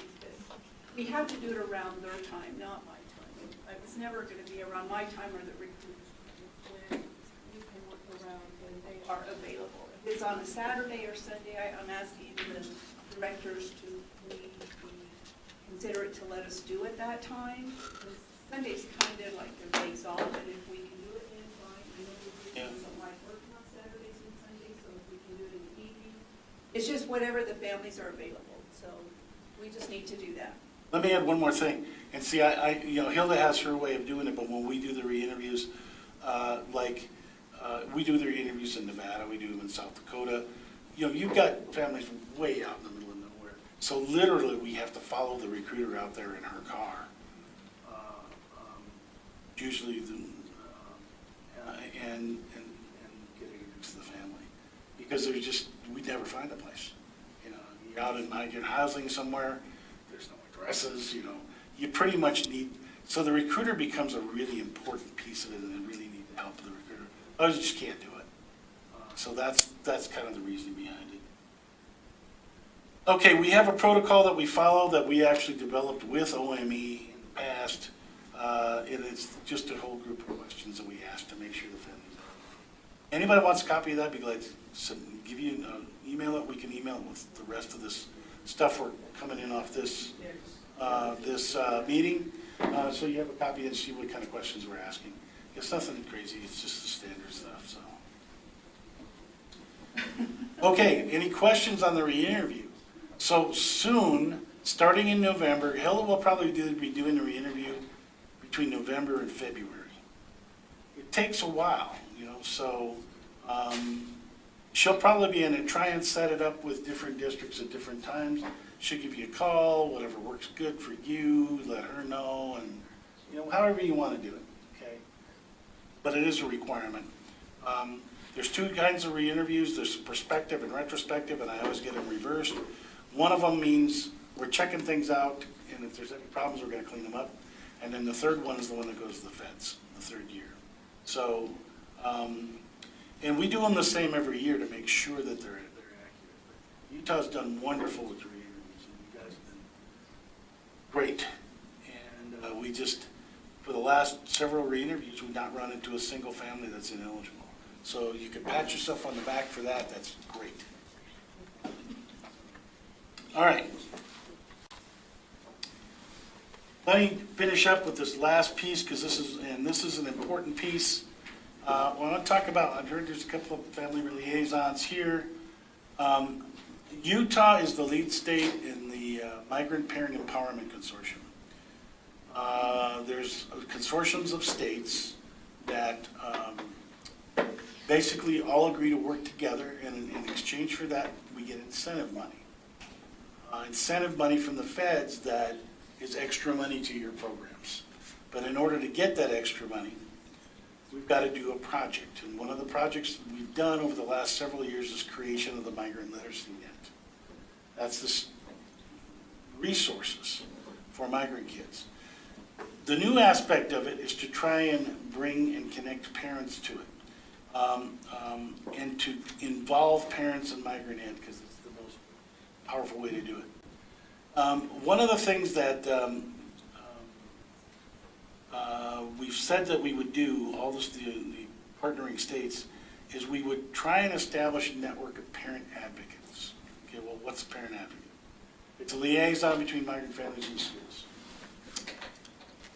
Their purpose is to identify family and child needs and to set up assistance for the families to respond to it. Who can be a parent advocate? Well, the recruiters can be. Local family liaisons, there's a couple of them in the room here. Those would certainly be parent advocates. Administrators of the program, teachers and parapros, or a team consisting of all of the above. Well, how will this work? Well, we have a method, and we're going to pass these forms out, and this is something that Jeff is asking of recruiters when you go out with your COE to the family. There's a parent advocate log, and it looks like this, and I think you got a handout of it. There's one handout that looks like a kind of a maze. You should have it already. They passed it out a little bit further. If you go in, I think the second page of that is It's not part of the statement. yeah, flip it, the next page. It's not the big packet. It's attached to the this. small one. Yeah, it's right to the next page past that. That's attached, but then they can see what the front looks Yeah. like. Exactly. You'll see the parent advocate form. Now, what we're asking is that when you go out with a COE to either verify residency or to recruit a family, you bring this form with you. And basically, the part that the recruiter fills out is just the top part, the blue part. And because we're not asking you to step into the role of the certified person, the teacher, but because a lot of recruiters get nervous about that. What we're basically asking you to do is identify some needs that get brought back to the program, get brought back to your director, get brought back to the state, so we have a good idea what the needs of the family are. The blue part, you simply, when you're talking to the family and recruiting them, you just ask them, what kind of needs do your kids have? They need help with reading? They need help with math? Need help with English? What is it? What kind of needs do you have? You check the box. The second thing is you want to find out, and this is a result of COVID. We had to do a lot of virtual stuff. We want to find out, and also because of the Migrant Literacy Net, because this is where a lot of the resources are. We want to find out: does the family have access to the internet, and does the family have access to a laptop, whatever, tablet, or even a smartphone. The Migrant Literacy Net can run on a smartphone. You don't even need Wi-Fi. As long as you have a good cell service and it's a smartphone, you can run the Migrant Literacy Net, and we purposely designed it that way. So if the recruiter goes out, meets with the family to get the COE signed or to review the COE, you can do the top part, because the top part basically gives a lot of information to the migrant program of what the family's needs are. You can come back with that top blue part just filled out along with the COE. Okay, we see the kids need help with reading, and they also need help learning English, and we see that they don't have access to the internet. So, okay, that gives you a lot of information. What can you do with it? Well, that's another step. That's the next step. The bottom of the instructional, it says instructional services log, is what the certified personnel of the migrant staff or the local program director can make a decision to do things with. But the top part does a lot for us. It also helps us with our needs assessment. Okay, when we're required to do this needs assessment. So we would ask that when you go out to COE, you take this form with you and fill that out for each family. And just keep it in the file, and Jeff and I will collect this information, and you can also use this information to identify needs of families. Does that make sense? It also becomes a way for you to follow up with families. It's not just, hey, how are you doing? It's, look, when we signed you up, you had these needs. How do you feel they're being met? Are we doing what you were expecting, or do you feel we should do something different? Or have your needs changed? Right? You can always go back to the family with that form and say, hey, we want to make sure that you have what you need to be successful, your kids have what they need to be successful. And we noticed this was your needs when you first met, and now we're following up to see have they changed or are they the same? And you have an answer to the question. See, it's like I said earlier, with Migrant Ed, your whole modus operandi can't be we're going to identify the family and that's it. We're going to take the money and run. You can't do that. You've got to do something with the family. You've got to help them in ways that meet the goals of the program. So the first step is to say, okay, well, what does the family need? And the recruiters can get this information. And it's not that hard to get. You simply ask them the question, check off the boxes, bring back the information. We have ways that we can help meet those needs. I'll show you here in a second. Or you can make decisions yourself when you are sitting down, what do we want to do with this program here in this district? Or what do we want to do on the state level? Because we see these kind of needs out there, what can we do? So the first step is you're identifying the family's needs. That's a really important piece. And it's kind of a step that a lot of times people haven't taken in the past. It's simply, they recruited the family and then that's it. That's all that happens. All right, there's a lot of things that you can do with these. We kind of went through that. Kind of went through all this, and I'm not going to cover this in any detail. What can we do with parent advocates? There could be individual meetings with the families. You can have family literacy events, all different kinds of stuff. We're going to be providing a lot of additional training on that coming up. We can't cover all of that at this meeting, but coming up we'll be planning to do some things along those lines. The last thing I wanted to make sure that you're aware of is the supplemental resources on the Migrant Literacy Net. I'm not going to get into great detail on this, but I want you to know what's there and the reason that it's so important to use. It's what I said this morning is if you're being asked to deliver services to your migrant families, but the entire staff of the migrant program in your district is a part-time local migrant director and a recruiter, how do you do that? Well, this is one of the ways you can do it pretty easily. Use the Migrant Literacy Net. If you go to Migrant Literacy Net, migrantliteracynet.com is where you find it.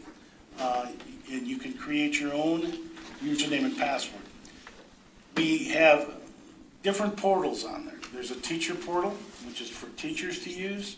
There's a student portal where the students go on and they can take online screeners and tutorials in reading and math. And now we have a parent portal where parents can actually go on and help their own kids learn to read and write. And they can be a partner with you.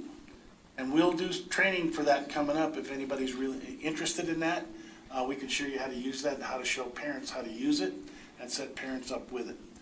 You create your own username and password on the Migrant Literacy Net. It's yours. And anything you put on there is you section off a piece of the website, and if you assign students tutorials to take, all of that information just goes to your section of the Migrant Literacy Net. Nobody else can see that.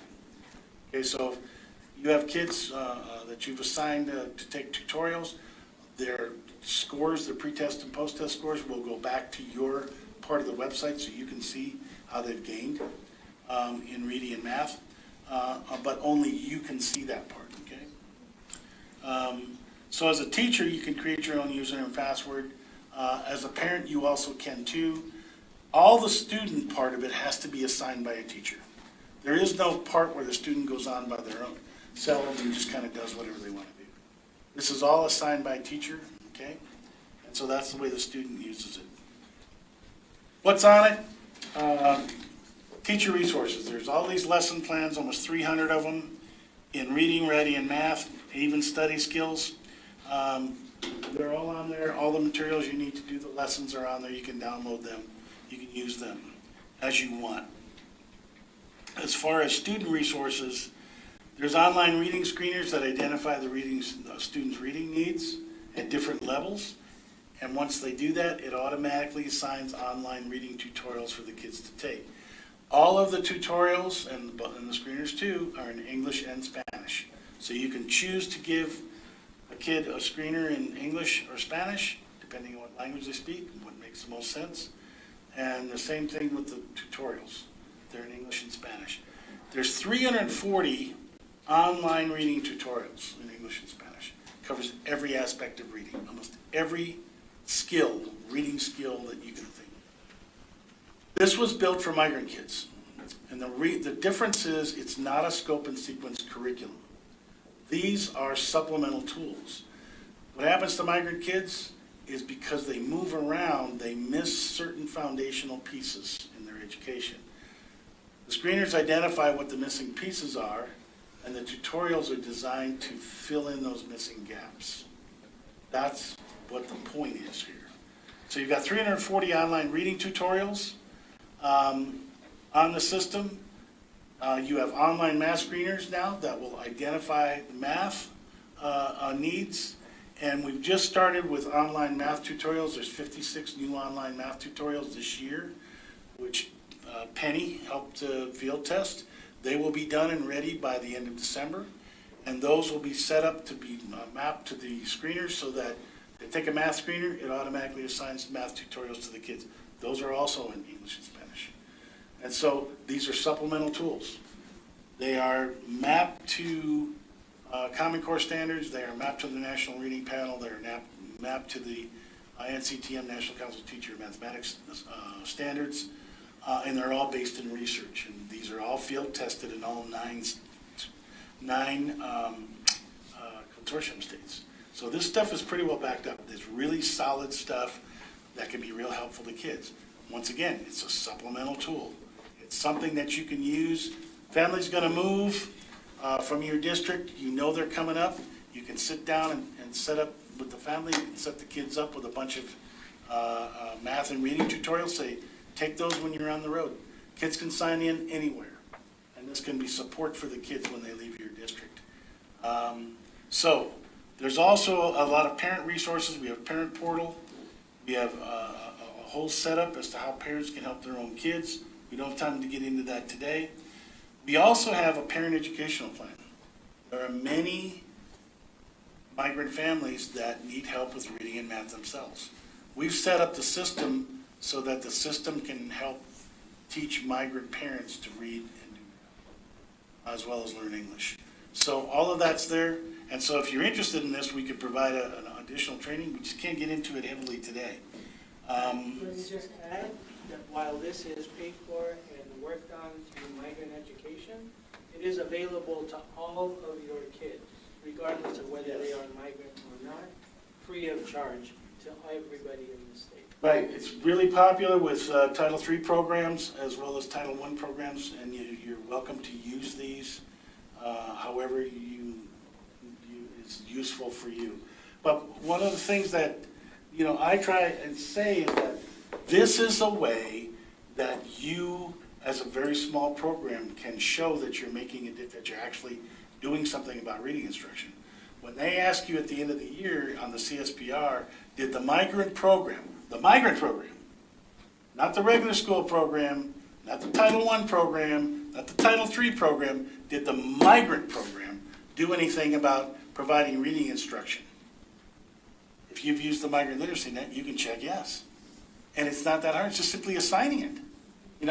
You don't have, you can follow it up by trying to get kids to take the screeners and the tutorials, but bottom line is it's simply assigning it. Go ahead. So how long have we had this? We've been building it now for about 12 years, piece by piece by piece, and we finally got to the point where we're pretty much got the program complete. When we finish the math tutorials and get them all ready to go, we'll have reading and math. The reading part's been ready for a while. It's available for free. We encourage people to use it because it's a really good way that you can easily show. When I go in and do the evaluation of the Utah Migrant Program, I can take district by district if all of you are using it, and I could do this district by district and show, over in Nebo, we got gains on all these reading skills. We got gains on these math skills. We can prove it. So You know, that's why I really encourage folks to use it, you know. But I don't know how everybody else feels, but me being in this position, I would definitely appreciate having the opportunity to share it and what that is. And I can dive into it on my own too, but if there's ever we'll set up a training, anybody who wants to be part of it, you know, we'll go through it and kind of explain how to use it. I'd like more information on the parent part. I know the teacher and the student better now. And we'll cover that also. That would be great. Yeah, the parent stuff's kind of neat, and one of the things that we suggest is that if you have a family literacy night, the resources are all here. We're packaging them, so basically it'll design your family literacy night. It'll be exactly what you can use, and you can show the parents. We have a lot of activities on the system that are designed just for parents to have fun activities to teach your kids reading and math. You can use those. You can also sit down and show parents how to set it up with their own kids, and everybody becomes a partner in this. And so that's kind of what we're after. And see, by having a couple of family literacy nights, you could pretty much do everything you need to do to provide services. So, yes, we will definitely set that up and follow that up. That's kind of it. You have other questions? We got done a few minutes early, didn't we? Half an hour early. Go ahead. Can I assign my regular EL students to use the MLN? Absolutely. Absolutely. Go on, but here's what I would suggest. If you want to, before the training, if you just want to go online, create yourself a username and password. Go online and pretend you're a student and create a success plan for you and assign yourself some tutorials and just take them just to see what they're like. That's the simplest way. Remember the lower one?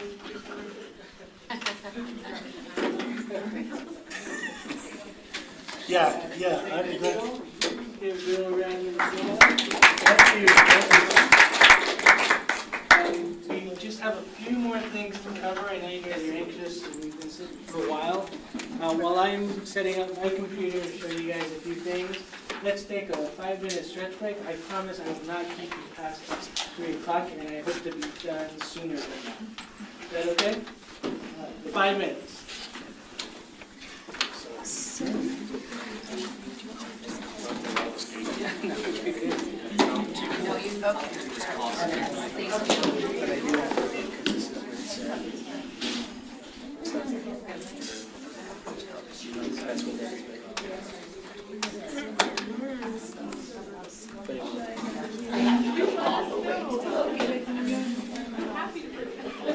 How do we get out of here now? I'm glad to see you. You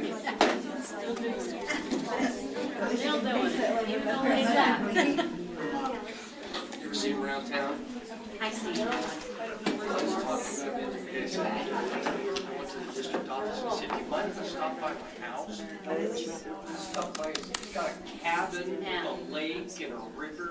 Yeah, enjoy the retirement. It's like, wow, babe, who knew? You doing okay? So, oh my God. So do you want me to, who am I going to do? Yes, I know, you look around and you're like, okay, I know. Everybody else. It should just say, oh, man. So, I'm going to call.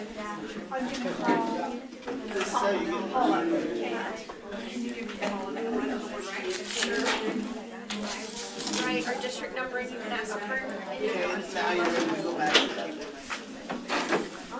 You guys, I gotta go to budget meeting. Want to go? Shit, I was just gonna cut you. He really was, he was picking up the Budget meeting.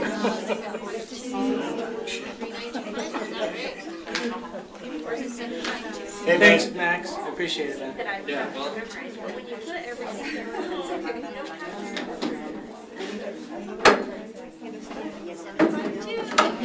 See you later, alligator. Do you want to put your phone number down? She has a district cell. I always feel like there's so much information getting blasted out. So where did Monica go? Monica decided to do a work experience job. Okay, so that's where she's at.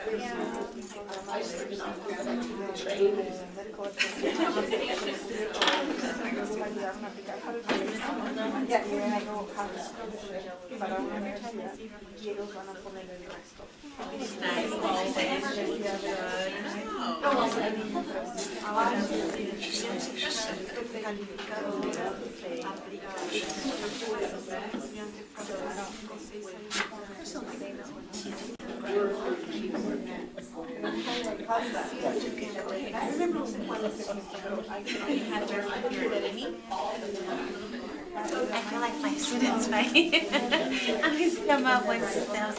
So I missed the very first sentence that talked about when we talked about suicide. Is it normal for, I heard I'm getting so many comments. Thank you, yes. And so really when it says teacher, I know you said it's gonna be, this is not. Teachers that really know migrant kids and issues, otherwise there's no point. And if you don't have a bunch of those, it's just you and your team, that's it. Get that, work for me, that's fine. We want this stuff from people who know migrants, migrant issues. Not.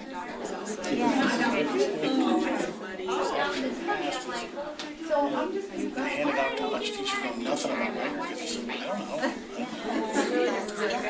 And then we gotta mix all that in with the data, and it ruins it. That's only for you and your team. You happen to have tutors or somebody that works with them, or somebody that really would know migrant kids. You got a teacher that's got 20 migrant kids in their class, or 10. Other than that. All right, thank you. This is my back. One more minute, folks, and we'll get started again.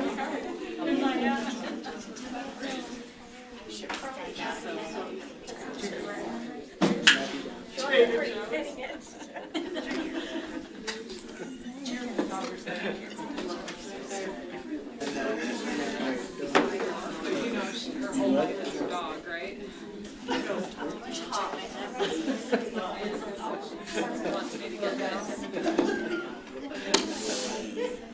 Yeah, but you got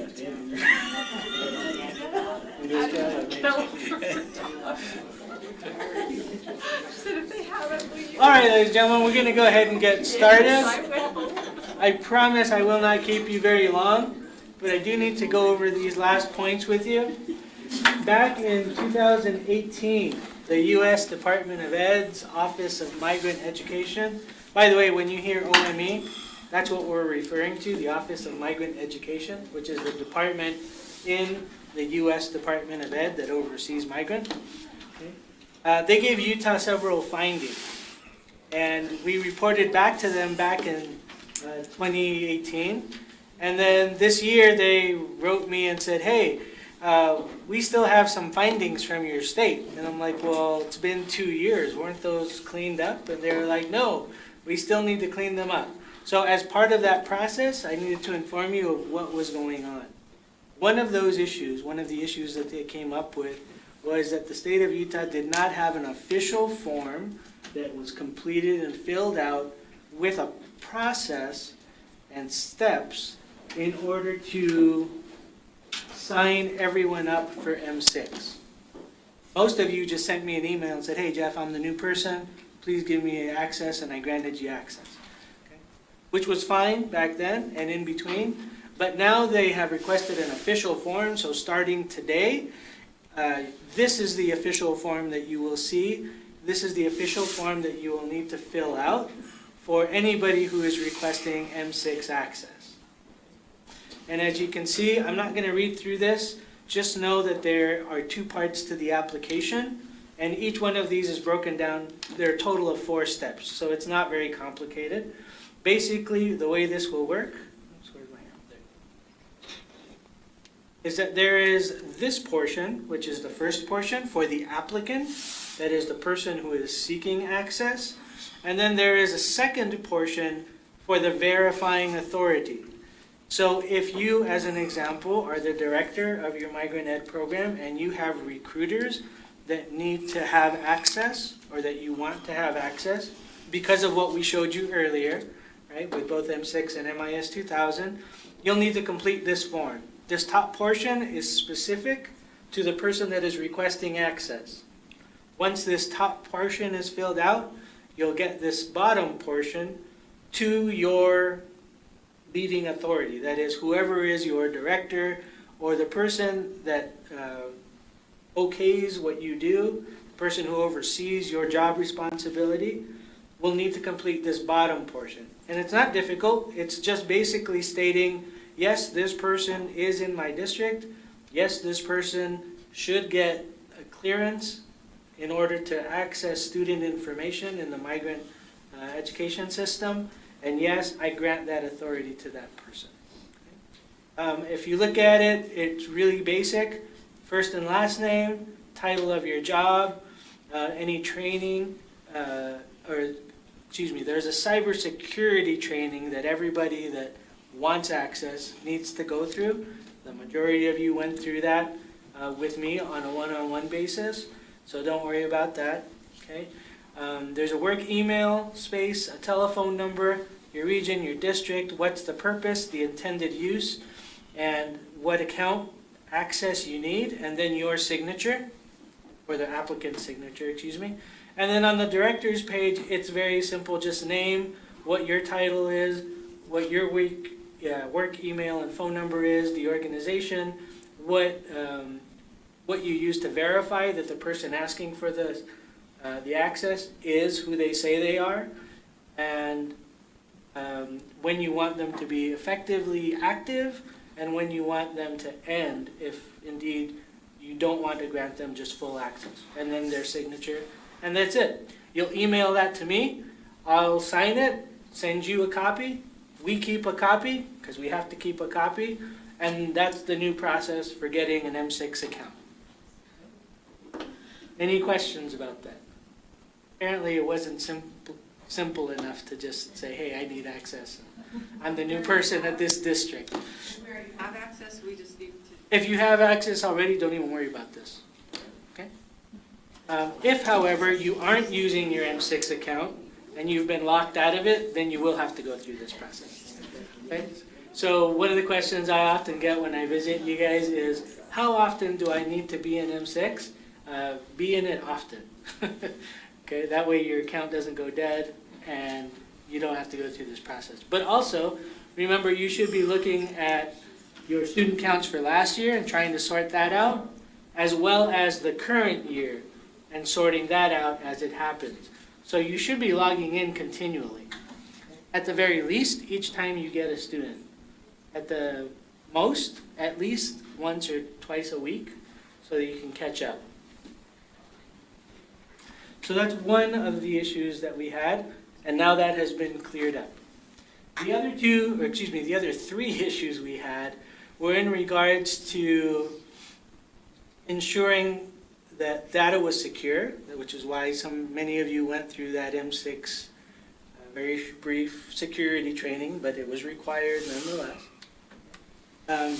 You should have gotten a certificate from Renee. If you have not gotten one, please get in touch with her. Just shoot her an email and say, hey, I have an account, but I didn't get my certificate, and she will make sure that you get one. And if you actually do need to go through the training process, let her know as well, and we'll set something up so that either she can do that with you or I can do it.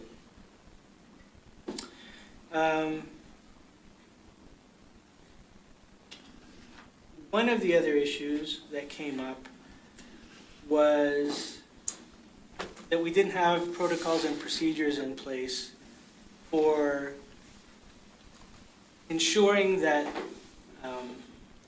minimum data elements, MDEs is what OME calls them, weren't being added to online COEs. So what I mean by that is when you create a certificate of eligibility and you create an enrollment, you submit that to the state, and we at the state review that and approve it. And then once it's approved legally, you have 4 days to get minimum data elements into that student's records on MIS 2000. Now, do you need to get all of them? No. How many do you need to get?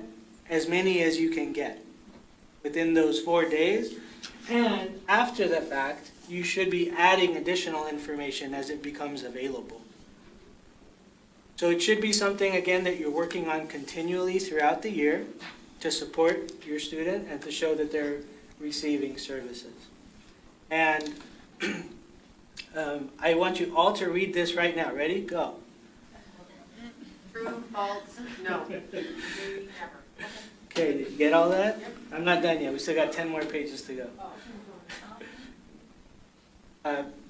I'm just scrolling through this. You will all get this in an email. Okay, I'm not expecting you to read it now. I want you to know, though, that this first part states what kind of levels of security and access there are in M6, because that was an issue. So these are all explained here. You'll see that at the very start, it's the state data administrator, and then the state user administrator, and then state region administrator, and then a government administrator, and an OME user, and a Privacy Act administrator as well. You just need to know what those are. I am informing you that these are what they are, and you can read them at your leisure. I don't want to keep you here going through that and reading all of that. I did need to mention to you as well that in M6, you should be accessing it, and yes, it is an assurance. If you are receiving a migrant ed money receiving district, you are also ensuring and saying, we will use M6 to ensure that our data is accurate and correct. That hasn't been made clear in the past, but we are making it clear now. That is something you are agreeing to as a district when you take migrant ed money. So you have to be using M6. And how do you use it? Well, the way that I described earlier is the best way you can use it. The system in and of itself just informs you. You can't make any changes in M6. You can't add anything to student records. You can't change anything that's there. You can't correct anything that's there through M6. You can only do that in MIS 2000, which is why you need access to both systems. Once you make that correction in MIS 2000, wait a couple of days, go back and review the changes that you've made in M6 to ensure that they actually come through. If for whatever reason they haven't gone through after a couple of days, let me know, and I can follow up on M6's end to ensure that that either gets updated, or if there's an issue, we can take care of it then. Bill? I was just going to say, maybe you could mention a little bit about why would anybody care about M6? Why do you want to use it? What's the purpose of going on it? Yeah, so the main purpose is your student counts now come from M6. Your funding comes from M6. So if you have students that are not being counted, then they are not being counted for you. And only you know how many students you really have and how many M6 is showing. And only you can make corrections and changes, accurate changes to those records to ensure that the students do count for you, so that the state receives the funding that it should get, so that you can get your portion of funding accurately. Without that, without M6 now, there's no way that you will receive funding.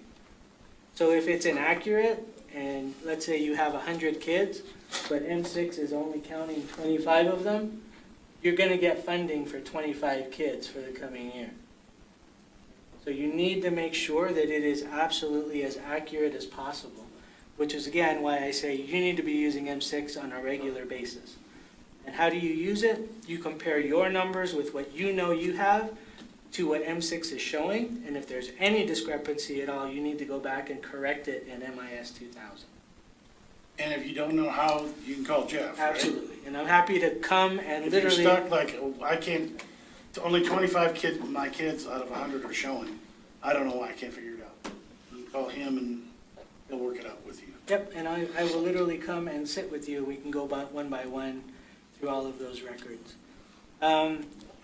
There is a requirement that we ensure that all of our data is quality data, which means that you are agreeing to verify and ensure that that data is as accurate as possible, which is why I said when you have the minimum data elements, or excuse me, after we approve a COE, you need to go back in within 4 days to add as many minimum data elements as you possibly can, and then continually do so throughout the year. And this is something that the U.S. Department of Ed Office of Migrant Education wants and requires of states to do. So it's not just something that we at the USBE want you to do. It's a federal requirement for us as a state when we accept these funds. Now, what are minimum data elements? Here, I'll show you. Starting here, all of these are minimum data elements. Okay, I'm not going to take the time to do this now with you because there's really nothing to do. A lot of these are very basic and very simple. So as an example, let me show you. This first spreadsheet, the M6 identification number. Well, you don't have to do anything with that. When you create a COE in MIS 2000, the next day or the following day after that, that information automatically gets uploaded into M6. And when that happens, the system automatically assigns an M6 ID. So your student will have a state ID, district ID, an MIS 2000 ID, and M6 ID at the very minimum. Can we create 3 or 4 more for it? That's not Right? I don't think that's enough, right? Okay. But your students automatically get assigned those numbers except for the state ID, which you guys usually have to call, I think. Well, you do them automatically, but unless it's a child that's younger, then you probably have to call this office and get that number and input it back. Okay? So not all of these are as complicated as you might seem. This specifies name, middle name, last name, second last name, suffixes, the sex, birth date, all of that stuff that is on the form that you just fill out regularly. But I do want to send this out to you because it does detail every single one of the data requirements.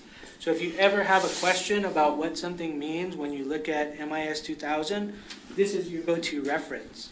If it's not on here, chances are I won't know it, but I'm happy to find out for you if that were the case. Okay, so please get in touch with me so we can do that. Any questions about this? This will be going out to you along with all of the documents that you have seen, all the presentations that you have seen. We will email to you so you have as a reference. So look out for that email from sometime within the next couple of days. We will set up a training with Bill, our Migrant Literacy Net, and look at all of the 3 components, the teacher component, the student component, and the parent component. Ideally, Bill, within the next couple of weeks, if you could. Sure. So look out for an email from me specifying what date and time that will be. We won't get together physically because Bill is in another state, but we will do it online, and we'll go from there. If we need to have him come back, we can certainly ask him to come back. I don't know if he will, though. He doesn't like Utah. No, I like it. Certainly spend enough time here. Are there any questions about anything that we've covered today? Not yet. All right, Penny. If they do come up, though, you make sure you get in touch with me, okay? The last thing I want to say is that because it is a federal program, monitoring is required. So someone from this state office, which is me, will come and do an official monitor to 3 districts this year. And those districts are Beaver, Ogden, and Nebo. Bring it on. Sure enough. So I will be getting in touch with each of you to tell you what that process is and what you need to be ready for. Just know that it won't be happening within the next month. It'll take a little while longer. You will get a document from me that you will need to complete and fill out as a self-assessment. And then we will set an appointment to meet face-to-face where I will be at your office and you will walk me through exactly what it is that you do in your migrant program. And we will go through every inch of your program to ensure that it's meeting the federal requirements and our state requirements and ensuring that you're in compliance with all of that. And hopefully we can talk about how we can make improvements to make your kids more successful. With that great news for some of you and bad news for others, I will let you go 7 minutes early. If you have any questions, please stick around. I will be here, Bill will be here, Renee will be here for a little bit longer. Otherwise, have a great trip back home. Be safe on the roads, and we will keep in touch. We'll see you soon.